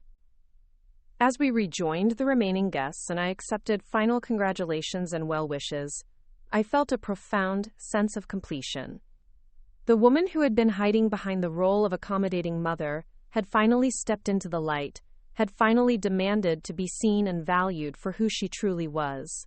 Whether my children would be able to see and value that woman remained to be determined, but I was no longer willing to disappear to make their lives more comfortable. The celebration ended around 10 o'clock, with guests gradually departing after warm farewells and promises to stay in touch. Martha stayed behind to help with cleanup, and we worked quietly together, both of us processing the emotional intensity of the evening. "How do you feel?" she asked as we packed up the remaining flowers and photographs. "Exhausted but hopeful," I replied honestly. "I think I accomplished what I set out to do." "Your children looked pretty shaken up," Martha observed. "Do you think they understood what you were trying to tell them?" "I think they're beginning to understand," I said. "Whether they'll be able to act on that understanding is another question entirely." "And if they can't?" I thought about Patricia's documents, waiting to be finalized the next day, about the new will that would redirect my estate toward people and organizations that valued me appropriately, about the letter that would explain my reasoning in terms that could not be misunderstood or dismissed. "Then I'll know I tried everything possible to save our relationships," I said. "And I'll be free to build a life that's truly fulfilling, surrounded by people who appreciate me for who I am." Martha squeezed my hand, understanding the weight of what I was facing. "Whatever happens, you should be proud of yourself for taking this step. It took tremendous courage to demand better treatment from people you love." As I drove home that night, I reflected on the transformation that had taken place over the past few months. The grieving widow, who had felt invisible and undervalued, had been replaced by a woman who knew her worth and was willing to fight for recognition of that worth. The mother, who had been content to exist in the shadows of her children's lives, had stepped into the spotlight and demanded to be seen. Tomorrow would bring the final step in this transformation. Tomorrow, I would sign the documents that would restructure my estate according to my values rather than my children's expectations. Tomorrow, I would complete the process of reclaiming my life and my dignity. But tonight, I was simply grateful for the reminder of who I had always been beneath the surface. Grateful for friends who had seen and valued that person all along. And grateful for the courage to finally demand that everyone else see her too. The woman driving home from her own memorial service was not the same woman who had boarded a plane to Denver for Easter weekend. She was stronger, clearer, and more determined to live authentically regardless of the cost. The reckoning with my children would come soon enough. But for now, I was content to savor the feeling of being fully seen and appreciated. Perhaps for the first time in decades. Whatever happened next, I would face it as the complete person I had always been but had forgotten how to be. Marie Campbell was finally ready to live her own life on her own terms. As I pulled into my driveway and walked toward the house I had shared with Richard for so many years, I felt his presence with me in a way I hadn't since his death. He would have been proud of the woman I was becoming, proud of my decision to value myself as highly as I had valued everyone else. Tomorrow would test whether our children had inherited any of his wisdom about what truly mattered in relationships. But regardless of their response, I was finally free to live as the person I had always been meant to be. The morning after the celebration dawned gray and drizzly, matching my contemplative mood as I prepared for what would be one of the most consequential days of my life. I dressed carefully in a navy blue suit that Richard had always said made me look both professional and approachable, and I spent extra time with my morning routine, knowing that the woman who returned home that evening would be fundamentally different from the one having coffee in her kitchen at 7:30 a.m. Patricia had scheduled our appointment for 10 o'clock, giving me time to review the final drafts of all the documents one more time. The new will was exactly what we had discussed, redirecting the bulk of my $20 million estate away from my children and toward organizations that had truly appreciated my contributions over the years. The scholarship fund would receive $5 million, enough to help hundreds of students pursue higher education. The Literacy Center would get $3 million, ensuring that their adult education programs could expand and serve more people seeking to improve their lives through learning. Another $3 million would go to the women's shelter where I had volunteered during the early years of Richard's business, helping women escape domestic violence and rebuild their lives with dignity and safety. $2 million would establish an emergency assistance fund for families facing unexpected financial crises, the kind of support that Richard and I had provided quietly to dozens of families over the years. The remaining $7 million would be divided among several smaller charities that had been meaningful to us, including environmental conservation groups, children's hospitals, and organizations supporting veterans and their families. My children would each receive $50,000, enough to acknowledge our family connection but a tiny fraction of what they had expected to inherit. The grandchildren's education funds would remain fully funded but would be managed by independent trustees, ensuring that Emma, Ethan, Sophie, James, and Rosa would have opportunities for higher education, regardless of how their parents responded to my other decisions. But perhaps more important than the financial restructuring was the letter Patricia had helped me craft, explaining my reasoning in terms that could not be misunderstood or dismissed. The letter was comprehensive but not cruel, honest but not vindictive. It detailed the patterns of behavior that had led to my decision, provided specific examples of how I had felt undervalued and taken for granted, and outlined exactly what would need to change for me to consider modifying my estate plan in the future. The letter began by acknowledging my love for my children and my gratitude for the joy they had brought to my life during their younger years. But it went on to describe how our relationships had evolved into something transactional and one-sided, where my primary value was as a source of financial support rather than as a person worthy of genuine interest and affection. I detailed the Easter weekend that had served as my wake-up call, describing how I had felt like an unwelcome obligation rather than a beloved family member. I explained my decision to leave early and their lukewarm response to my obvious distress. I outlined the phone conversations that had followed, in which David had immediately pivoted from discussing our relationship problems to requesting nearly $3 million for a vacation home. The letter also addressed the Celebration of Life event, explaining how it had been designed to help them understand who I was beyond my role as their mother and financial benefactor. I expressed my hope that hearing from my friends and colleagues might inspire them to develop genuine curiosity about my life and interests, but I also acknowledged that their uncomfortable reactions had confirmed my fears about the limitations of our connections.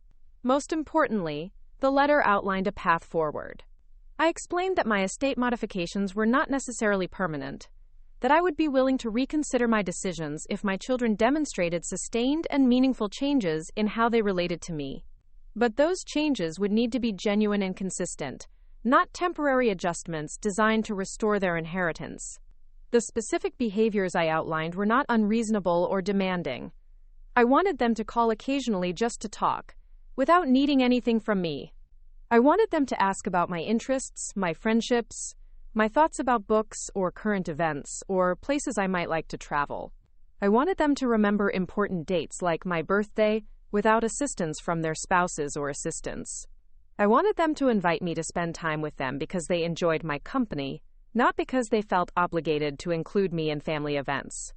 Perhaps most importantly, I wanted them to stop treating me like a resource to be managed, and start seeing me as a person whose happiness and fulfillment mattered independently of how they affected their lives. I wanted them to care about my emotional well-being, to notice when I was struggling, and to offer support that went beyond practical assistance. The letter concluded by expressing my continued love for them, and my hope that we could rebuild our relationships on a foundation of mutual respect and genuine care. But it also made clear that I was no longer willing to accept polite tolerance as a substitute for authentic connection, and that I would not hesitate to maintain my new estate structure if they proved incapable of the kind of love I deserved. At 9:30, I gathered all the documents, put on my coat, and drove to Patricia's office for what I knew would be one of the most important meetings of my life. The morning traffic was light, and I arrived with a few minutes to spare, using the extra time to sit in my car and reflect on the journey that had brought me to this moment. 18 months earlier, I had been a grieving widow struggling to maintain connections with adult children who seemed increasingly distant and self-absorbed. I had been confused and hurt by their behavior, but had assumed that the problems were temporary, that grief and busy schedules were creating barriers that would eventually be overcome with patience and understanding. The woman sitting in the parking garage that morning understood that the problems had been much deeper and more fundamental than she had initially realized. Her children had learned to see her as someone who existed primarily to serve their needs, and they had become incapable of relating to her as a complete person with her own needs and feelings. The unconditional love she had given them throughout their lives had not been reciprocated in kind, and accepting that reality had been both devastating and liberating. Patricia greeted me with the warmth and professionalism that had made her such a trusted advisor over the years. We spent an hour reviewing every document, ensuring that the language was precise and that my intentions were clearly expressed.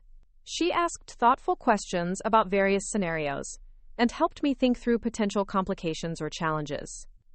"Are you certain you want the letters delivered immediately?" she asked, as we finalized the timing for notification.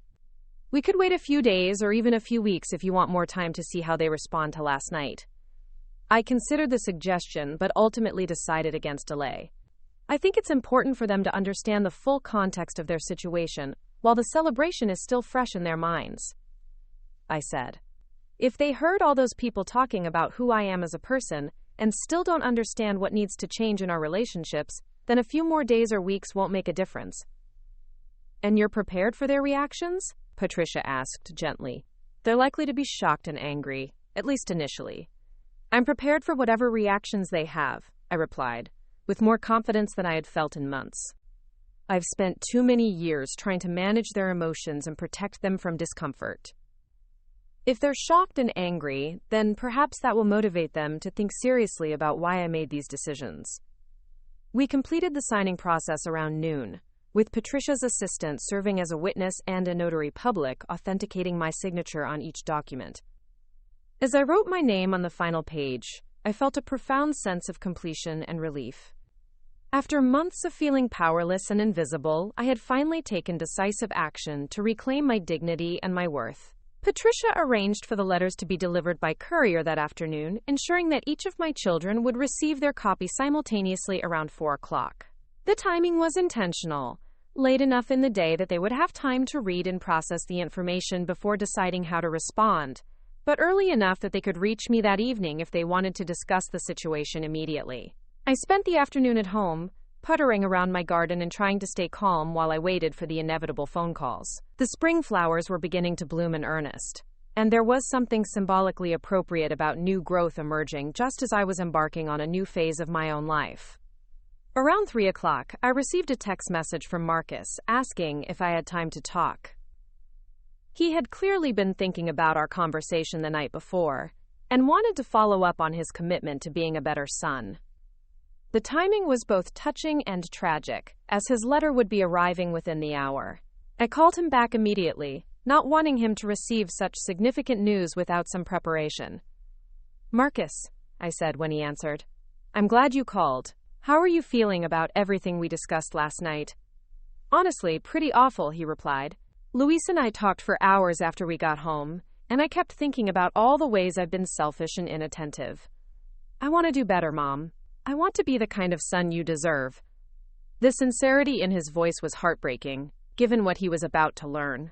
I appreciate that more than you know, I told him. But I need to prepare you for something. You're going to receive some documents this afternoon that might be upsetting.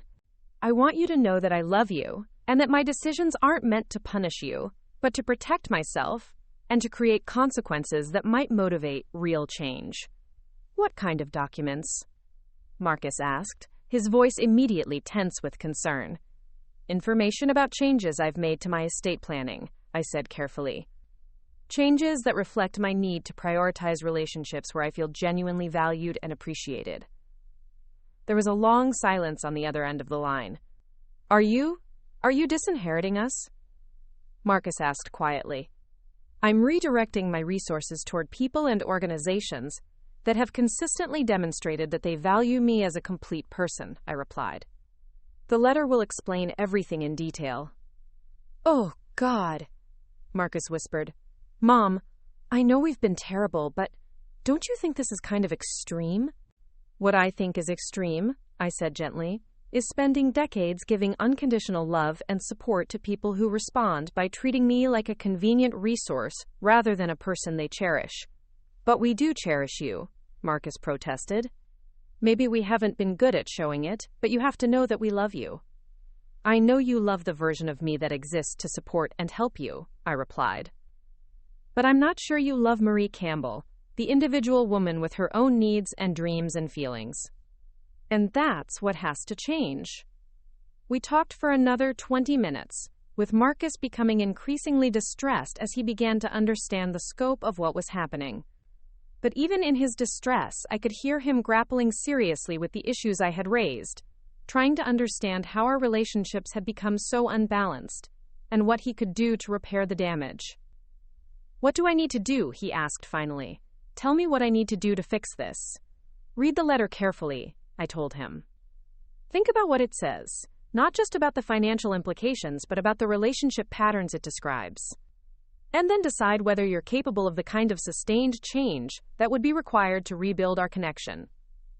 Of course I'm capable of it, Marcus said immediately. I love you, Mom. I'll do whatever it takes. I hope that's true, I replied. But it can't be temporary improvements designed to restore your inheritance. It has to be genuine, lasting change in how you see me and relate to me as a person. After we hung up, I felt a mixture of sadness and hope about Marcus's response.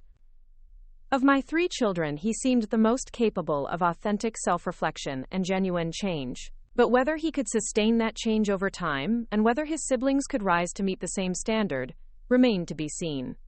The first call came at 4:47 p.m., just as I was finishing an early dinner. David's name appeared on my phone screen, and I could tell from the abruptness of his ring that he had received and read his letter.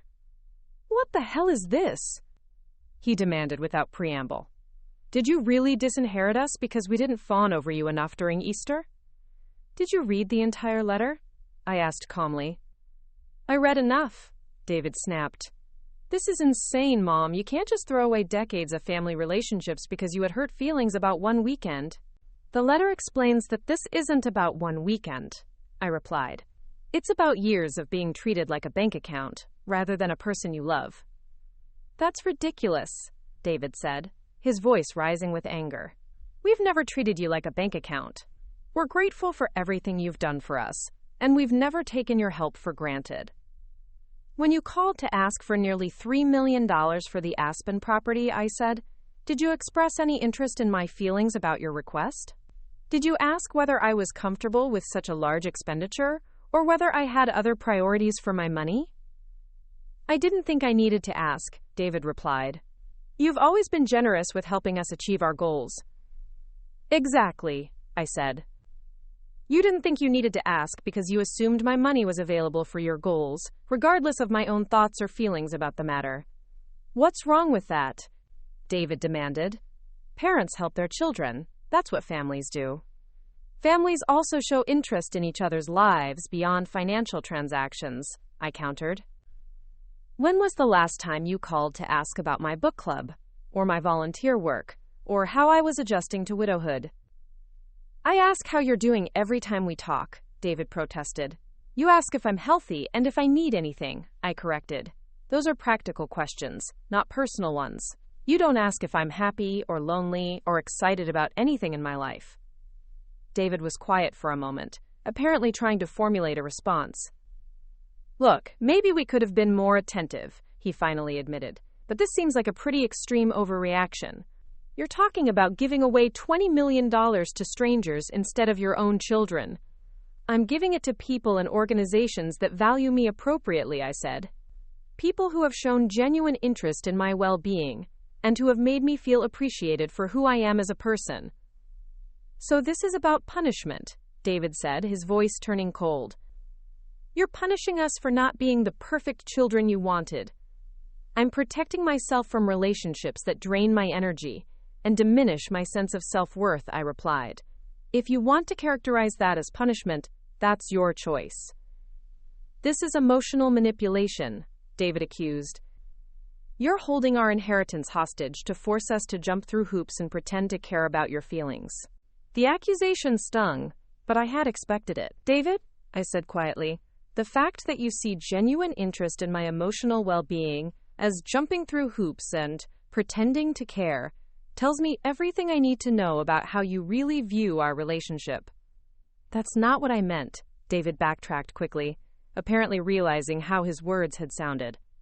"It's exactly what you meant," I said, "and it's exactly why I made the decisions I made. You're more upset about losing money than you are about losing me." "That's not true," David protested, but his voice lacked conviction. "Then prove it," I challenged. "Show me that you value me as a person rather than as a source of financial support." "The letter explains exactly what that would look like." "And if we do everything on your list, you'll change the will back?" David asked. "If you make genuine, sustained changes in how you relate to me as a person, I'll consider modifying my estate plan," I replied carefully. "But those changes have to be authentic, not performances designed to restore your inheritance." "How are we supposed to prove they're authentic?" David demanded. "How do we convince you that we really care?" "You don't convince me," I said.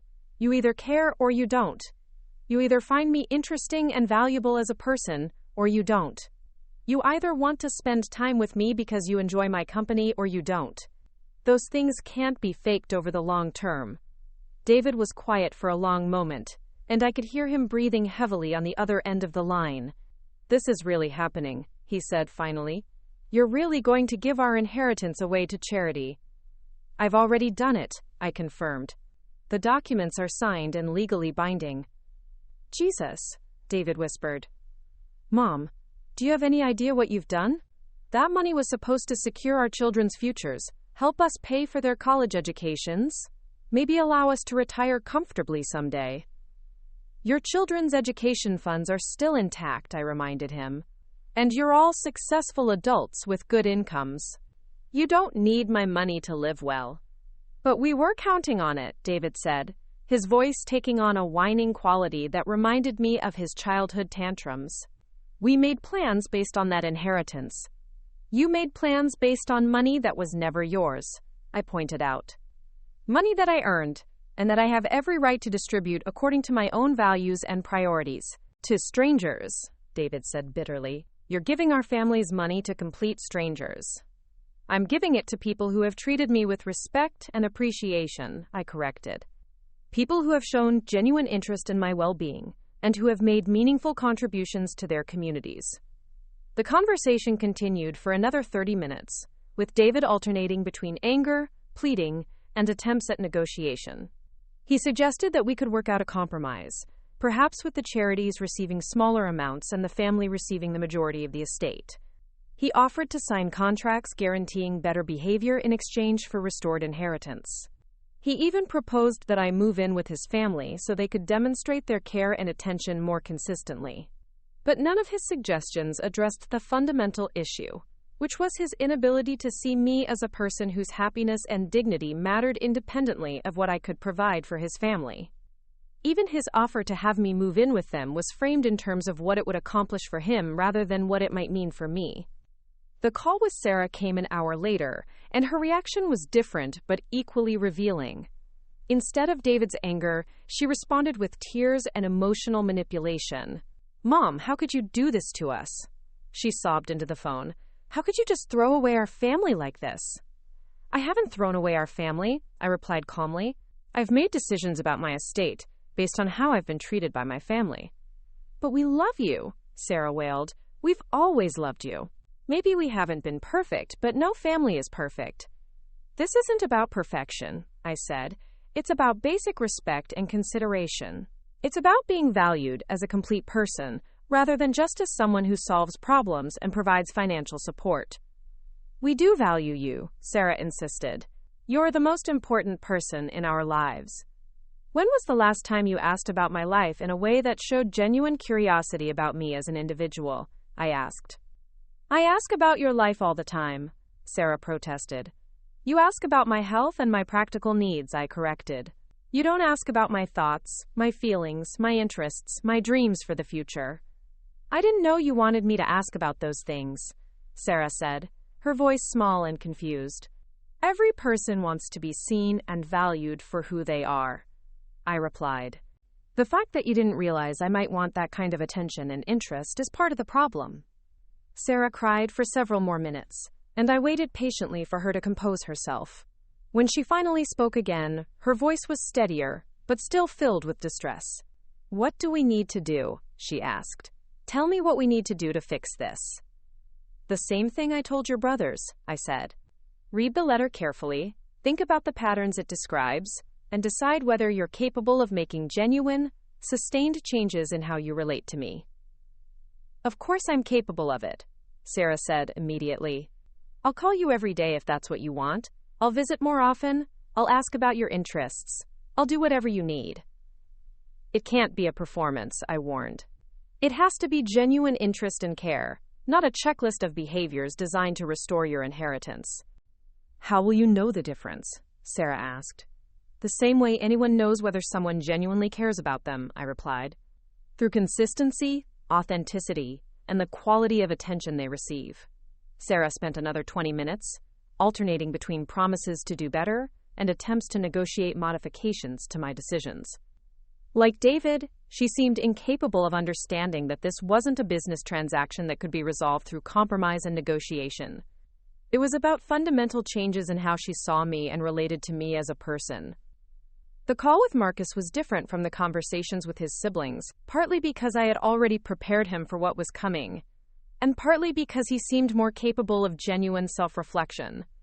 "I've read the letter 3 times, he said when he called around 8 o'clock. "And I keep thinking about all the ways I've failed you as a son." "You haven't failed me," I said gently. "You've just lost sight of who I am beyond my role as your mother." "That's the same thing, isn't it?" Marcus asked.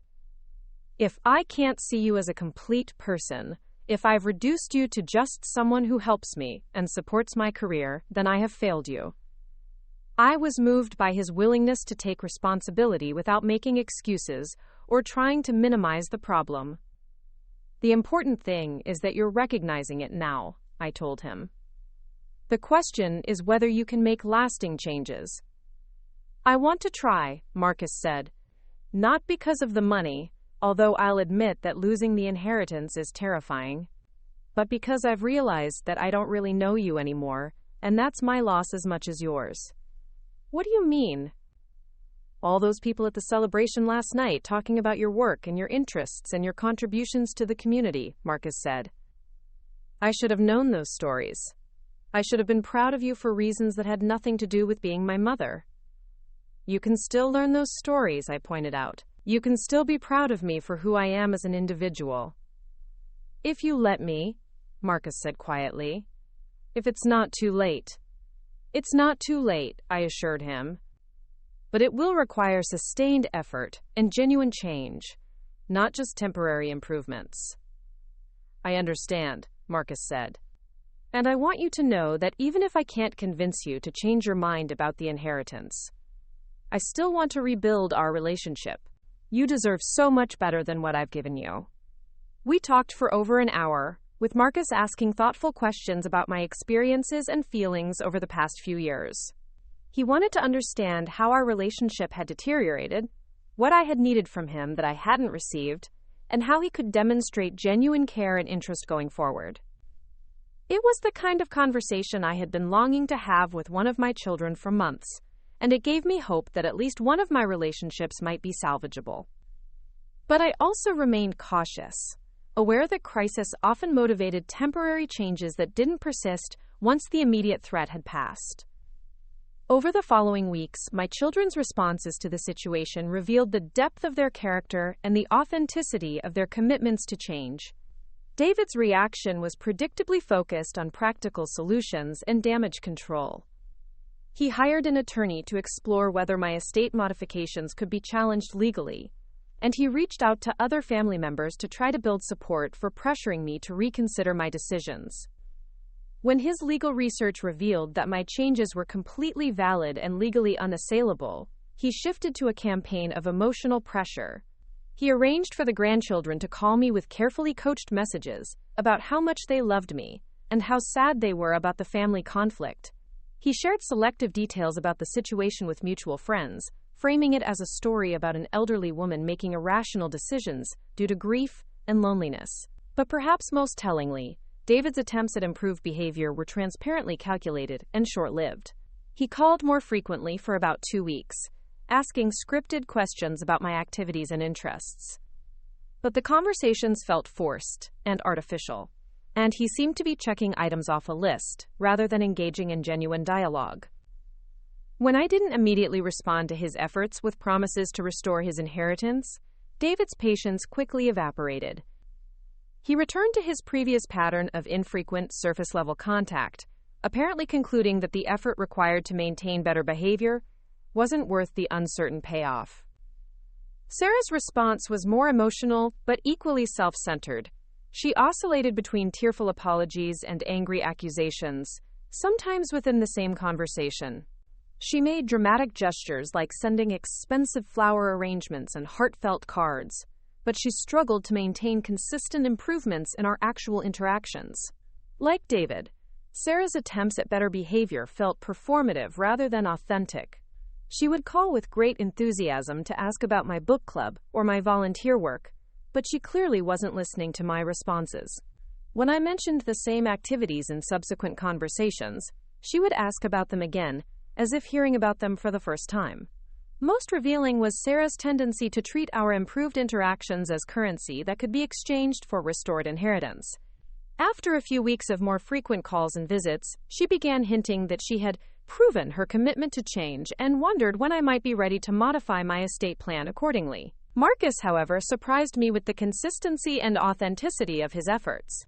His initial horror at losing his inheritance gave way to what appeared to be genuine reflection about our relationship and his role in its deterioration. He began calling regularly, not with an agenda or script, but simply to talk and to learn more about my life and experiences. He asked thoughtful questions about my grief process, my volunteer work, my friendships, and my thoughts about the future. He shared more about his own life and struggles, treating me as a confidant rather than just as someone who provided support and resources.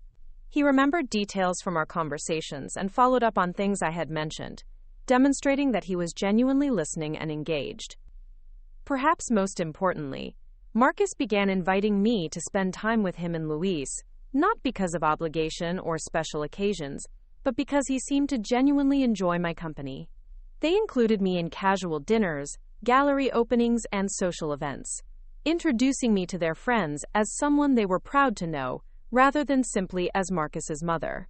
The changes in Marcus's behavior were so consistent and authentic that I began to believe he might be capable of the kind of relationship I had been seeking. But I also remained cautious, aware that sustained change over months and years would be required to truly repair the damage that had been done. 6 months after signing the new estate documents, I scheduled a follow-up meeting with Patricia to review the situation and consider whether any modifications might be appropriate. Marcus had maintained his improved behavior consistently, demonstrating what appeared to be genuine care and interest in my well-being. David and Sarah had both reverted to their previous patterns after brief periods of forced improvement, confirming my assessment of their inability to make lasting changes. "How are you feeling about everything?" Patricia asked as we reviewed the events of the past half year. "Sad," but not regretful, I replied honestly.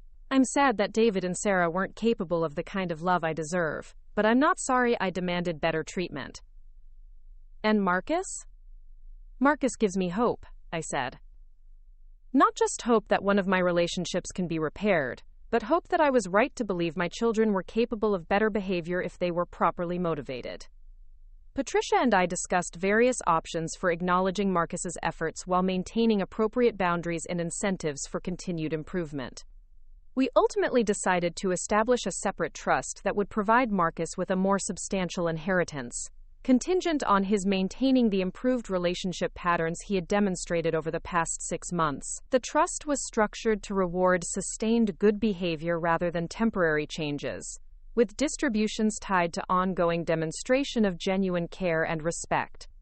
If Marcus continued to treat me as a complete person whose happiness and well-being mattered to him, he would eventually receive a significant portion of what his original inheritance would have been. But if he reverted to his previous patterns, the trust would redirect its assets to charity. For David and Sarah, I maintained the minimal inheritances outlined in my original modifications. They had been given clear explanations of what needed to change, and had proven incapable of making those changes authentically or consistently. While I still loved them as my children, I was no longer willing to reward their inability to see and value me as a complete person. The conversation with Marcus about the new trust was one of the most meaningful we had ever had. Instead of expressing relief or gratitude about the restored inheritance, he focused on his commitment to continuing the improvements in our relationship, regardless of financial considerations. I want you to know, he said, that even if there were no money involved at all, I would still want to maintain the kind of relationship we've been building. Getting to know you as a person instead of just as my mother has been one of the most rewarding experiences of my adult life. That means more to me than you'll ever know, I told him, and I meant it completely. A year after the dramatic changes to my estate, I found myself living a life that was more fulfilling and authentic than any I had experienced since Richard's death. My friendship with Martha had deepened through our shared experiences, and I had developed meaningful connections with several other people I had met through my volunteer work and social activities. I had taken the European trip I had been considering for years, spending 3 weeks touring museums and historical sites that had always fascinated me. I had joined a hiking group for seniors and had discovered a love of outdoor photography that I hadn't known I possessed.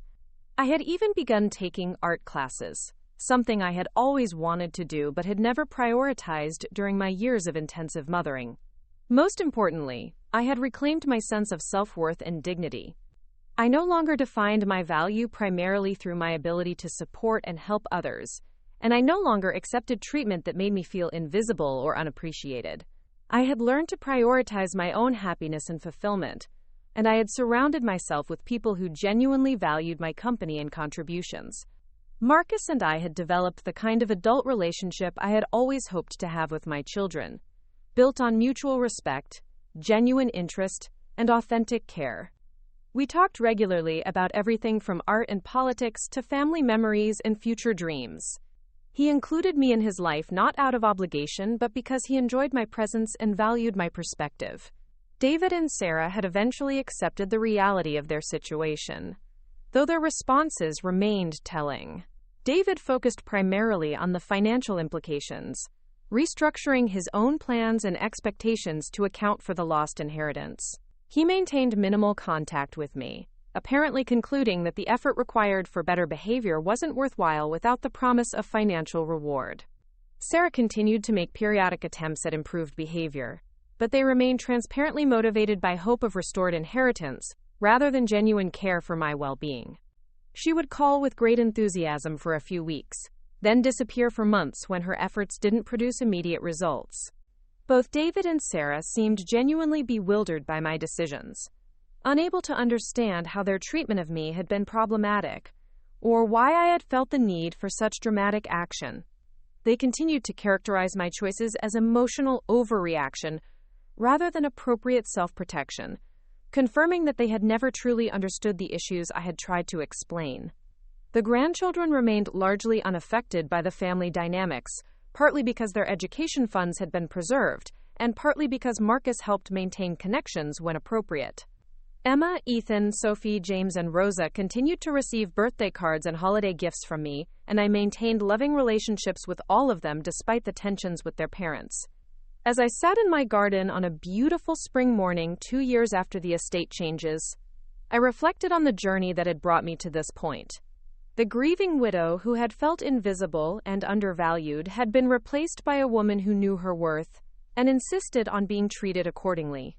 The mother who had existed primarily to serve her children's needs had reclaimed her identity as a complete individual with her own interests, relationships, and priorities. The transformation had come at a significant cost, involving the loss of relationships with 2 of my 3 children and the disruption of family patterns that had existed for decades. But it had also brought rewards I hadn't anticipated, including genuine friendships, meaningful activities, and a sense of personal dignity that I had been missing for years.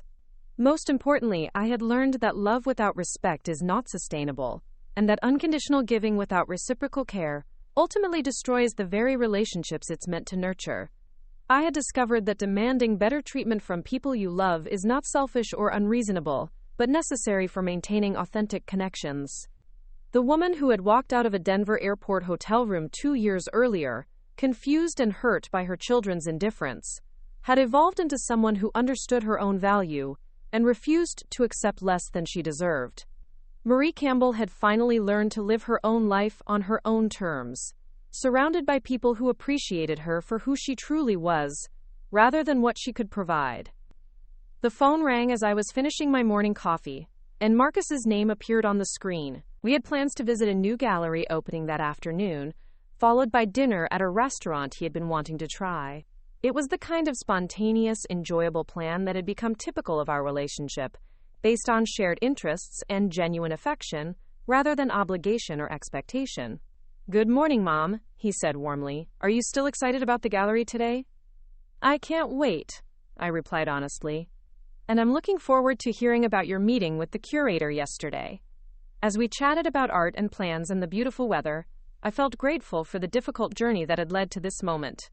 The decision to demand better treatment had cost me relationships with David and Sarah, but it had also given me authentic connection with Marcus and, more importantly, with myself. The $20 million that my children had expected to inherit was now funding scholarships, supporting domestic violence survivors, providing emergency assistance to struggling families, and advancing causes that Richard and I had cared about deeply.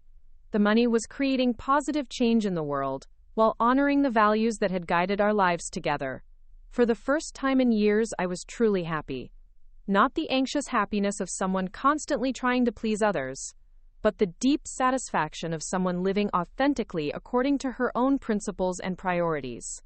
The woman who had once disappeared into the role of accommodating mother had finally emerged as a complete person worthy of love, respect, and genuine care.